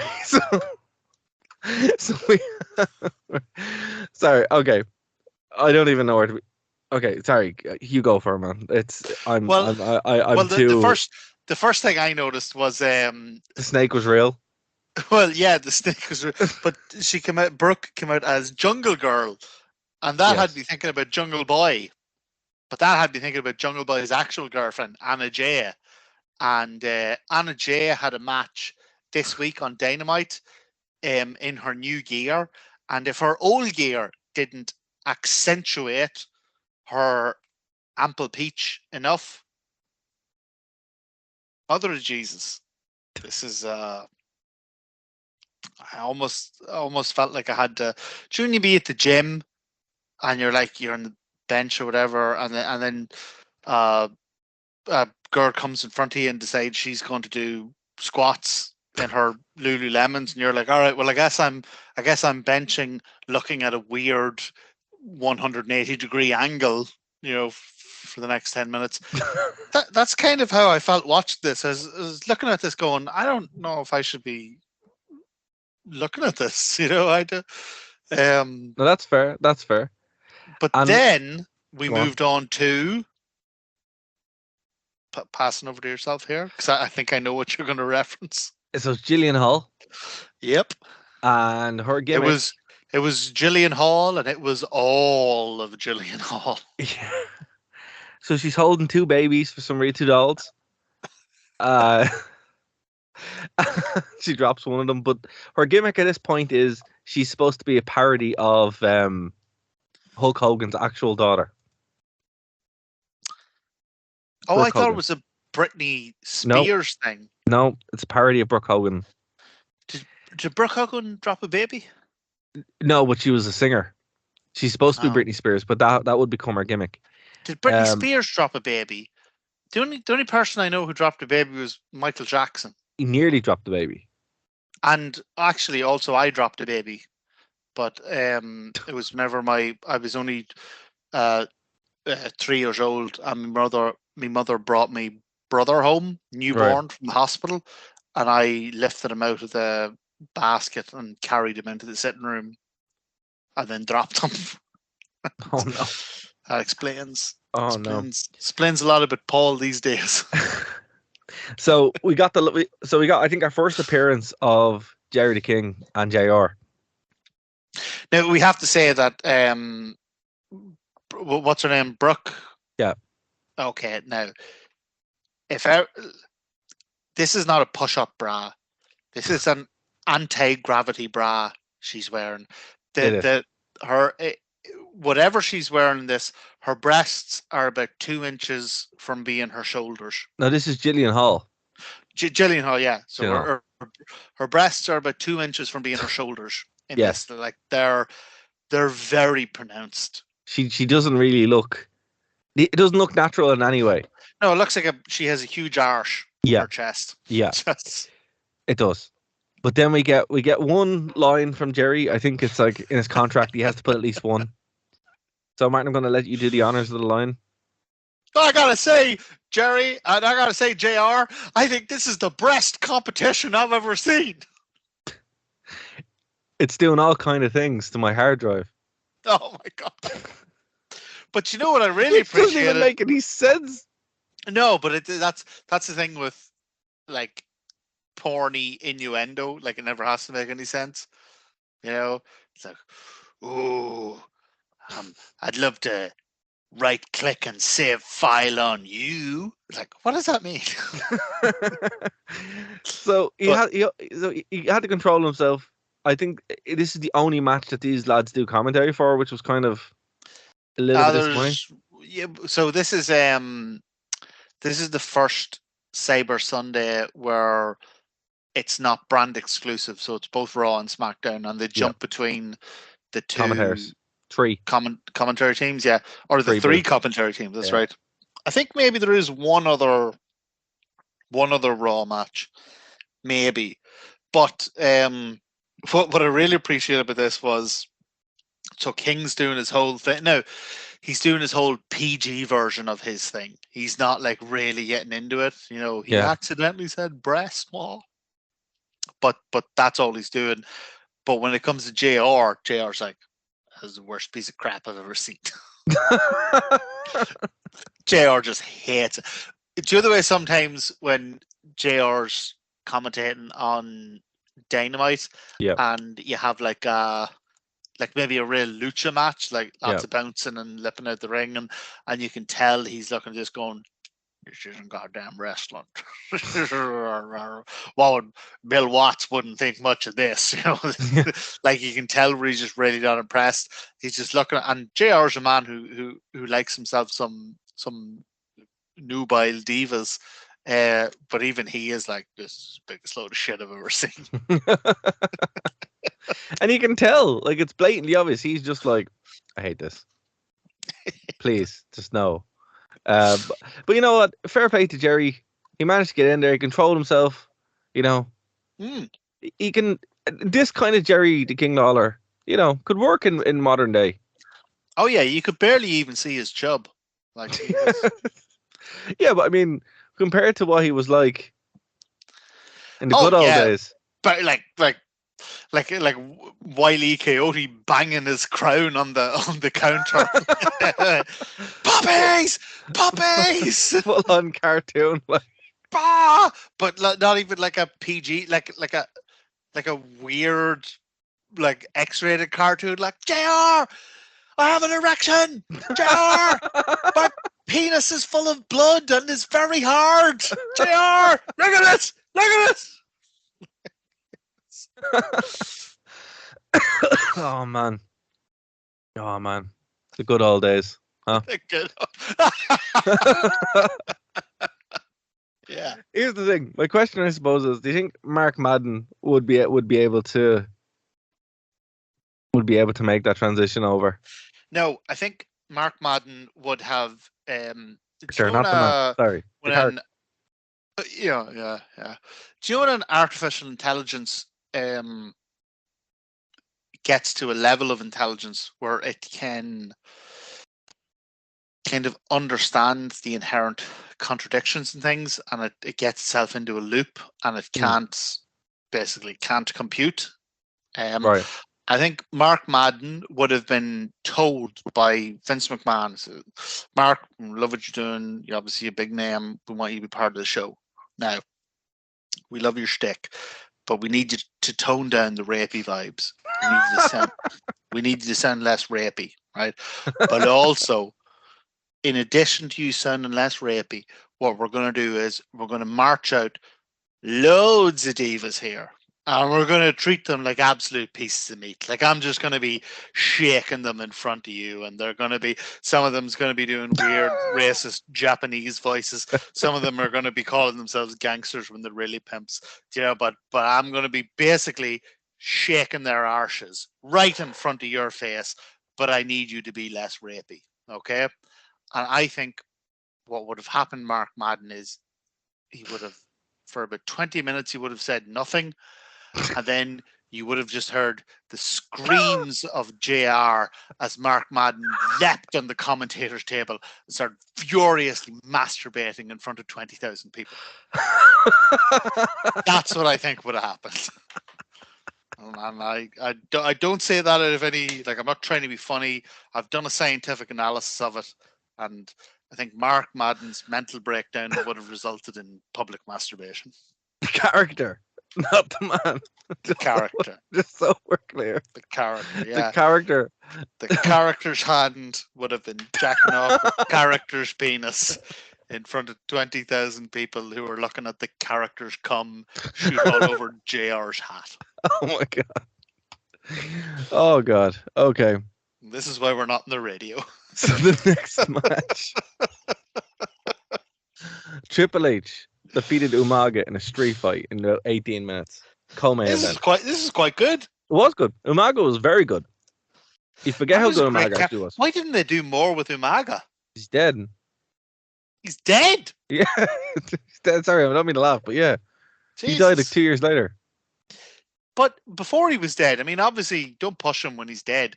But before he was dead, why didn't they do more? Like, this character was badass. They did.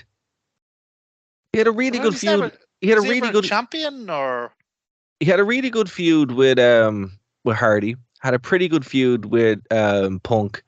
Was Trump's? Oh, I remember that. Yeah. Was Vince's Trump's representative? Was Vince's representative? Bobby Lashley was Trump's. Oh, yeah. And he won a couple of championships. Like he was the IC champion for a while, but he never won like the WWE belt or anything like that. Jesus, how did he die? I will find this out. He was found unconscious, blood coming from his nose, heart attack. Oh, I thought you were going to say Mark Madden got a hold of him. No. It was drugs were found in his system, and he died of both heart and liver disease from repeated drugs. That's sad. I mean, it's not as depressing as last week. Do you remember we? Oh yeah, stumbled into a whole other thing, terrible death thing last week.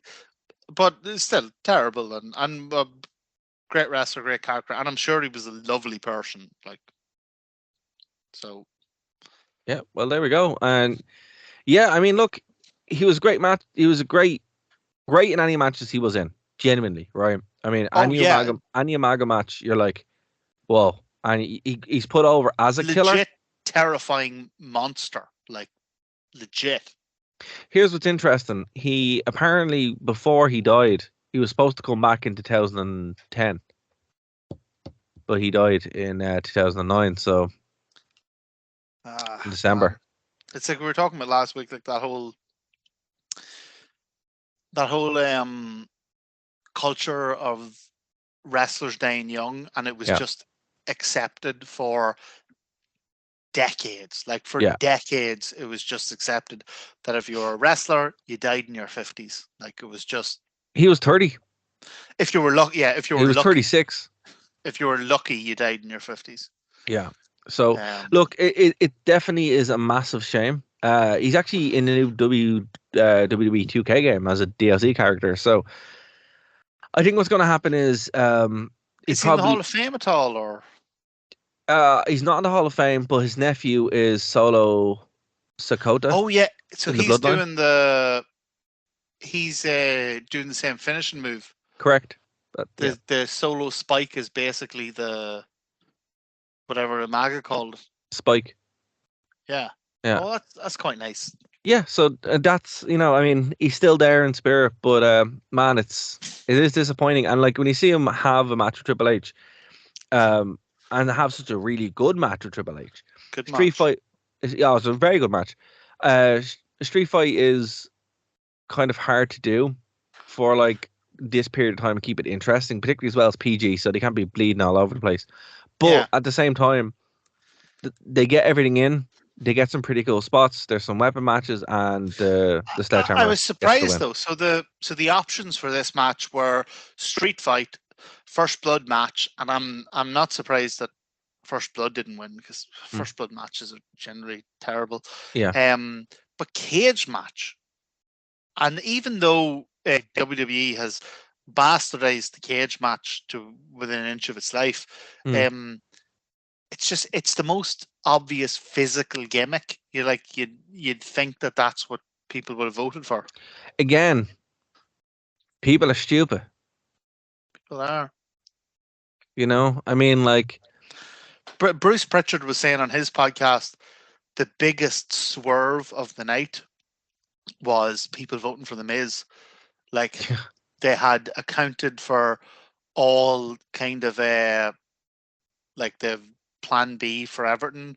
The way they go, like, so these Cyber Sundays and Taboo Tuesdays aren't really like you get to decide, because it's kind of like tonight we're gonna have a cheeseburger, and you can have on your cheeseburger cheese and bacon, or you can vote for banana, or you can vote for dog shit.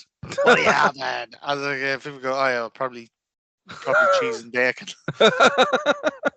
See, that's what they do with this show. I think what it is like there's probably a contingency here as well, because again, this was the internet. The internet wasn't ubiquitous. 2007 is when I went to college, and I remember smartphones were the thing. You had a flip phone, and internet was like you had to go to a library or something. Dara, I used to have to. I was at university at the same time, and I used to have to go to the computer room to get on MSN and do sexy text messaging with the girl I was seeing at the time in a public room with about 50 other computers in it. So that was the internet at the time, and in America it wasn't too much different. So I'd imagine these could have been people fucking with people, just to be like, The Miz, that'd be funny, But then I just don't know, man. I mean, it could have been kids just like voted hundreds of times. You just don't know. But okay, so look, the Miz is an anomaly, right? A one-off thing, fine. Then them voting for the Street Fight, that's like, oh, something's going on here. But what gets me is that for the main event, for the special guest referee, obviously Stone Cold wins. Like that was never going to be never in doubt anything else. But 10%, of people, when given the option between Stone Cold Steve Austin, Mick, Man Kane, Cactus Jack, Dude Love, Foley, and JBL, 10% He ran a good of campaign.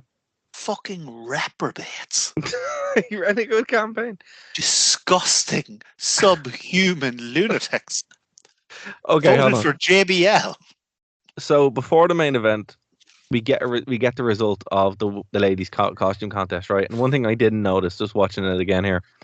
So there's a pan through all the women, right? We get another bite of the apple. Oh, It's equally as bad. yeah. She eats the arse of it, eats the core of it or something.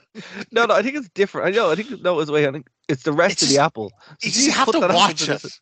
You have to watch it. This woman does not know how to eat an apple. No, it is the same apple, but she takes the smallest bite, and it's just like, no, what are you doing? So, who won here? I think it was it Maria that won? It was Mickey James. Mickey James, yeah, with 21% of the vote, and Kelly Kelly came second. So in her Native American outfit, but we think it's okay because she is part Native American. I think people just like Mickey James. That's the thing. Well, do you know what? Listen. So she was in her Pocahontas outfit, and she's doing a wee sexy dance, and she was hitting but I'm sure is a very important instrument to Native American people. Mm. But then she was shaking her arse, and a big part of me was going, "God, I wonder is this okay?" But an even bigger part of me was going, "Look at them thighs, my God!" Mickey James crush is her head, couldn't she? Mickey James is absolutely awesome, and she was awesome at this point. She was awesome in TNA, still awesome. So fair play to her. Here, Mickey James is a walk. We're on Nerd to Know now, aren't we? We are. Mickey James is a walking advertisement for rimming. Oh my God. Just full on, bang. If anyone ever said to you, "Oh, why are you into rimming? Why would you ever do that?" Bang. Mickey James. Sorry. That's why. I'm so sorry, everybody. I'm not sorry. Oh, you tuned in to get Cyber Sunday, and you got a lot more. This is what your X-Pac Euro. You got Slobber Sunday. Slobber Sunday. It's a slobber knocker. You think that's what he means when he's talking about it?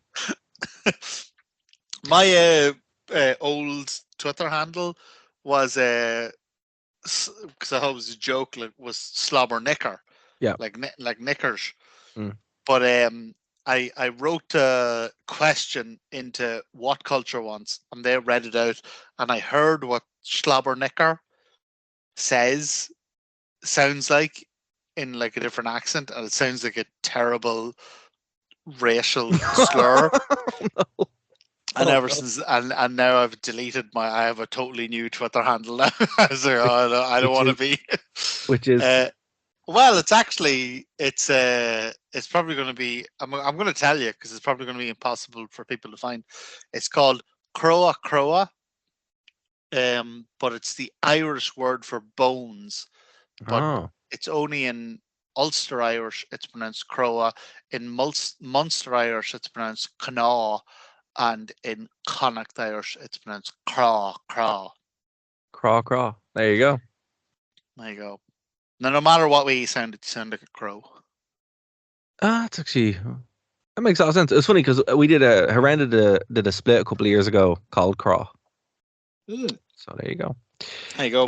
Yeah. So if you want to know the Irish word for bones is it's CNAMHA, but it's either pronounced craw, Cná, or Croa. Speaking of bones, we had The Undertaker up next. Oh! Against Batista, with Stone Cold Steve Austin as your referee. The match itself was actually very decent. I did feel bad for The Undertaker because, again, watching this, Batista's in his proper prime, right? Absolute prime. Taker's getting up there. He's not super old yet, but he is older. He's getting battered by Batista. Batista is throwing it. But when he hits him with the Batista bomb or when he slams him, you're like, oh my God, Undertaker, you're a bag of bones. Austin looks better in better ring shape. than I Taker. really like this match. So did I, but I thought, felt so bad for Undertaker. No, but here's the thing: is the things that you felt bad for Undertaker for, I was relieved because. So last week we did Armageddon 2006, and Undertaker was in his full. Sorry, was in his full mascara period. Like he was trying to hold on to the past or whatever. Yeah. I'm watching this, and the Undertaker comes out and he does a spooky entrance, and it's really cool. Like I don't care who you are, I don't care how cynical of a wrestling fan. The Undertaker's entrance is awesome, like it's class. And he comes out and he does his entrance, but then he's human, and he's getting battered, and he's getting pumped from pillar to post. He's getting hammered. He's getting thrown around. And I got a real kind of, I don't know how familiar you are with comic books or whatever, but I got a real old man Logan vibe from this. You know, when yes, in X-Men yes. when Wolverine, because he lives forever so many long. years. Yeah, but when he eventually gets old, he's old, but he's still like immensely powerful. But he's starting to get slow. He's starting to get this. I really appreciated this match on multiple levels. So Batista is like just this immense powerhouse, and you have the Undertaker's aura, the Undertaker's legend, but he's at the stage now where he just cannot keep up with these like forces of so he's supernatural, but he can't keep up with these forces in nature. And I actually thought that this was a better version of the WrestleMania match where Brock beats him. Interesting. That's you know what? You kind of put it into words there that I wasn't able to, I suppose, because I was watching this match and I'm like, Batista kills him, like absolutely. He doesn't dominate him to an extent, like, but he does win comprehensively. It's not like a screwy finish; it is a win. Oh yeah. So it basically the match ends with now there's it feels wrong to just jump to the match end. There's multiple great spots throughout this match. So at one stage, Undertaker goes for the old school and he jumps off it, and Batista catches him. Yeah. And just bang clean into a spine buster. Yeah. Nasty move. Nasty. Oh yeah, awesome. And there was another on the Undertaker side. There was another spot where Batista's got him in the corner and he's doing the 10 punches, and the next thing the Undertaker just grabs the trunks and lifts him and walks out and does the last ride on him.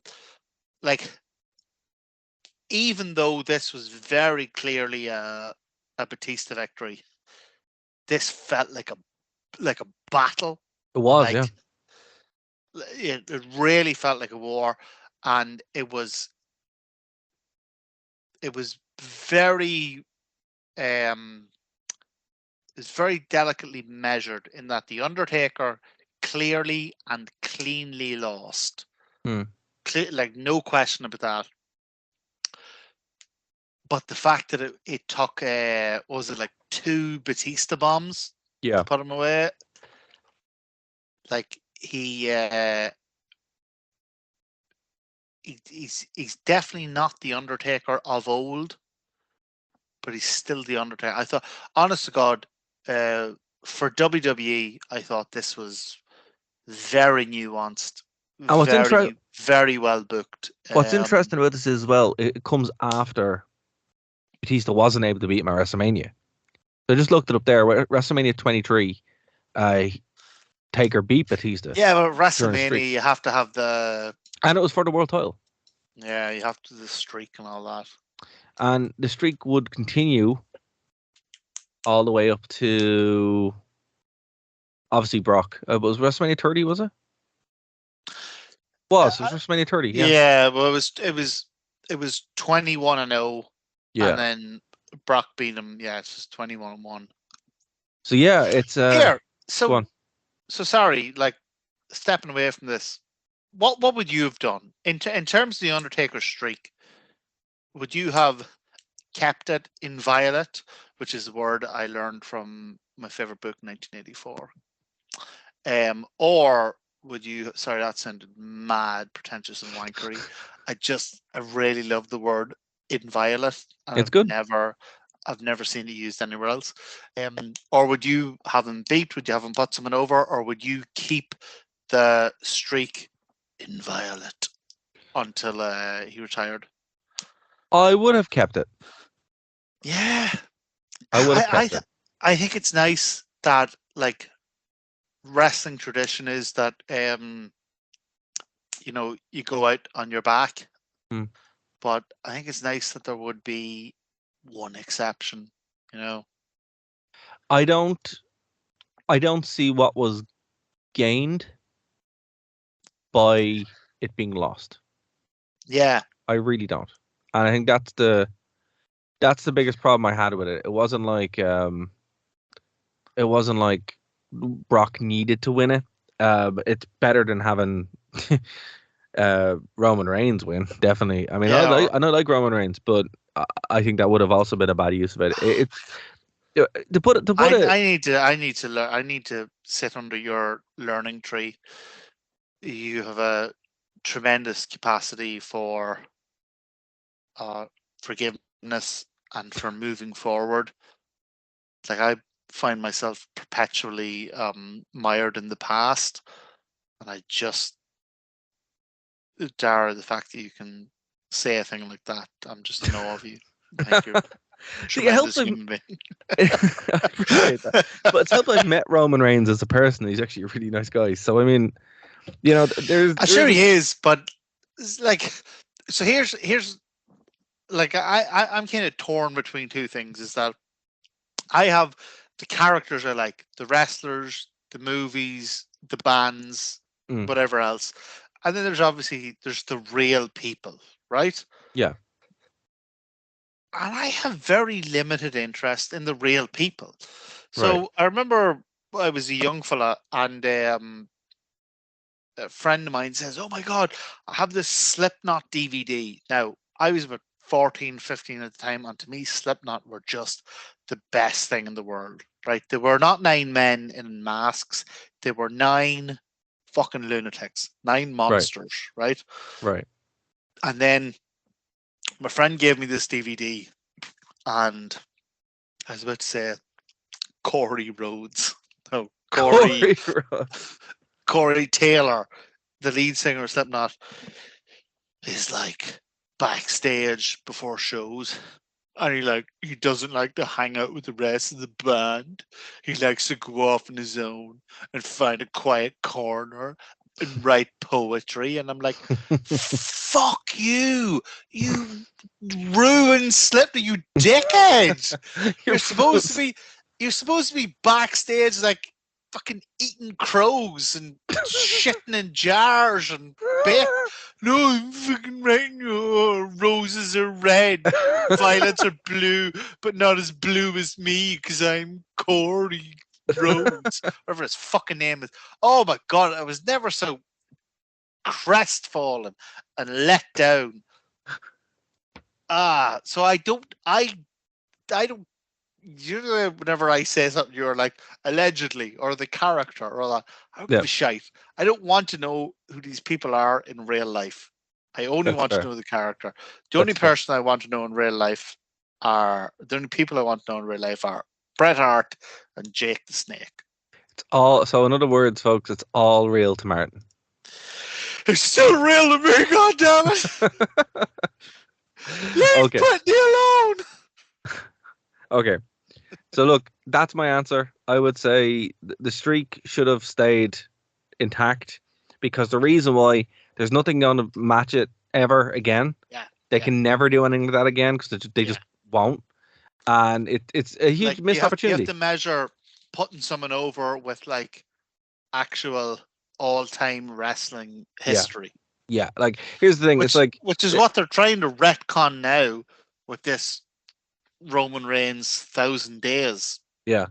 stuff. Here's the thing. Look, Roman Reigns, it doesn't matter if he had a million days. He's still not the Undertaker. No. So, I mean, come on. It doesn't matter. It doesn't matter if he holds all the belts in the world. He's not the Undertaker. So, yeah. It's like, okay, cool. You threw away the one thing that would have stood forever. And here's the thing. It still stands forever, but it is tarnished a little bit. So it is. Because I completely agree.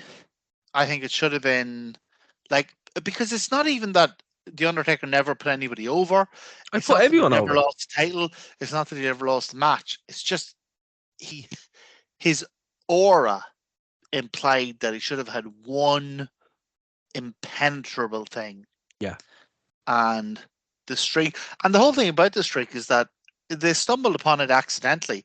They actually didn't even realize that the streak was a thing until about WrestleMania 19, WrestleMania 20. No, literally, we've been covering it, and in the actual, you don't even mention it.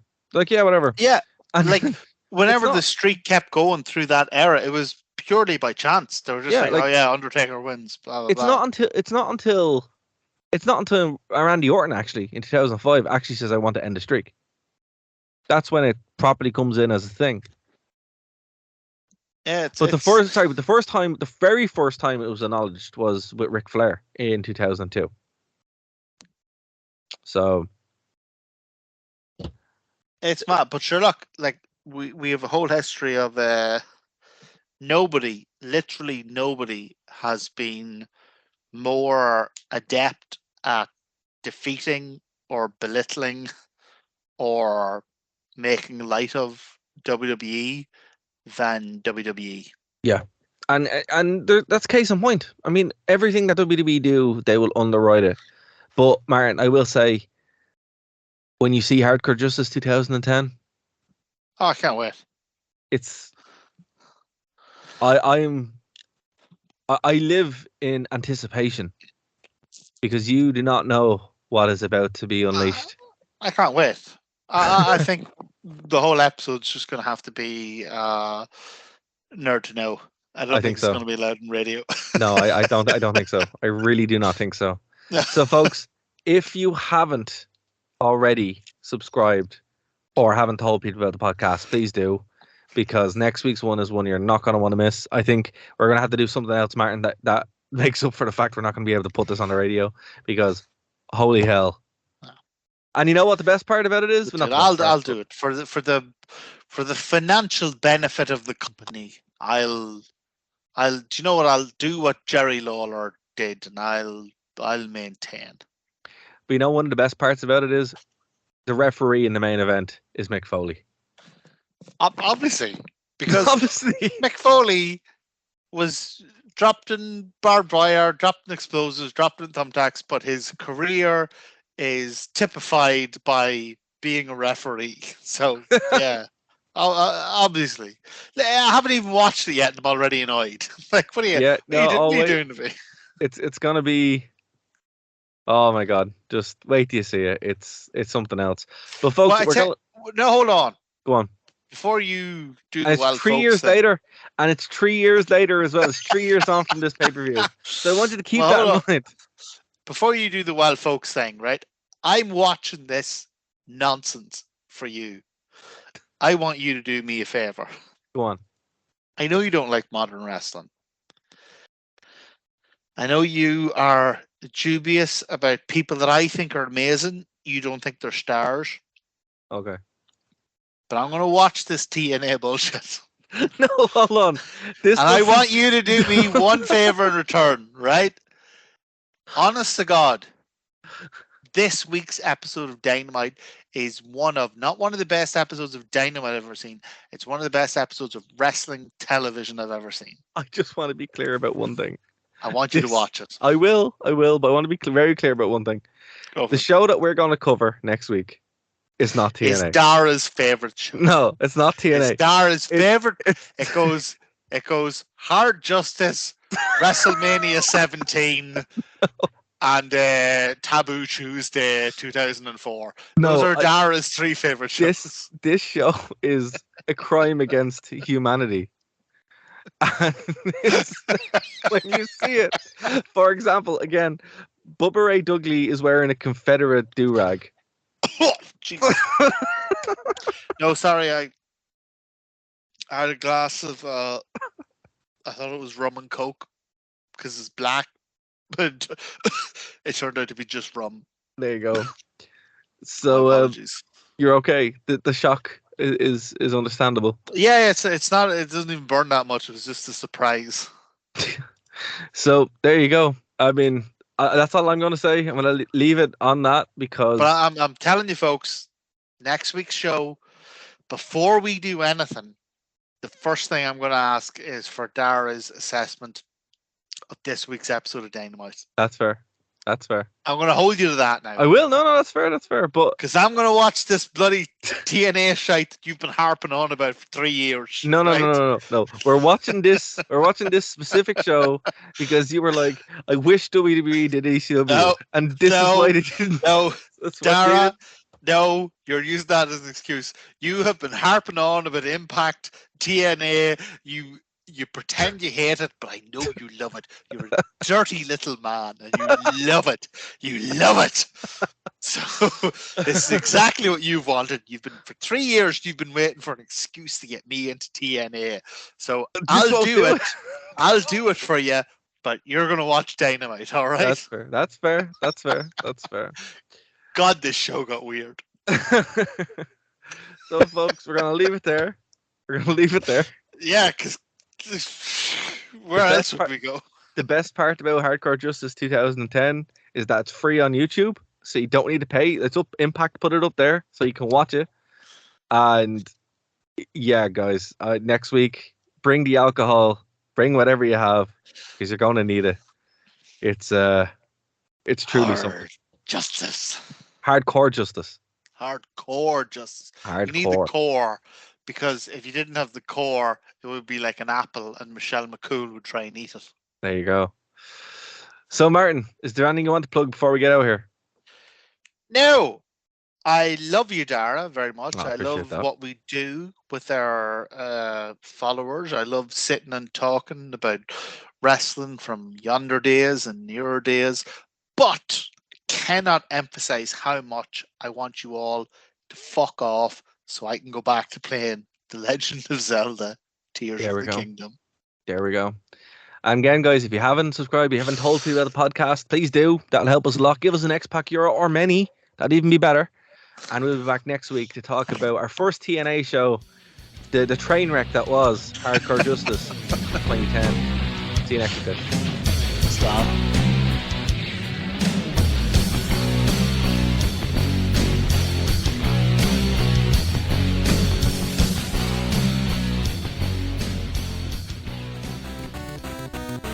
Thank you for listening to a Nerd to Know Media production.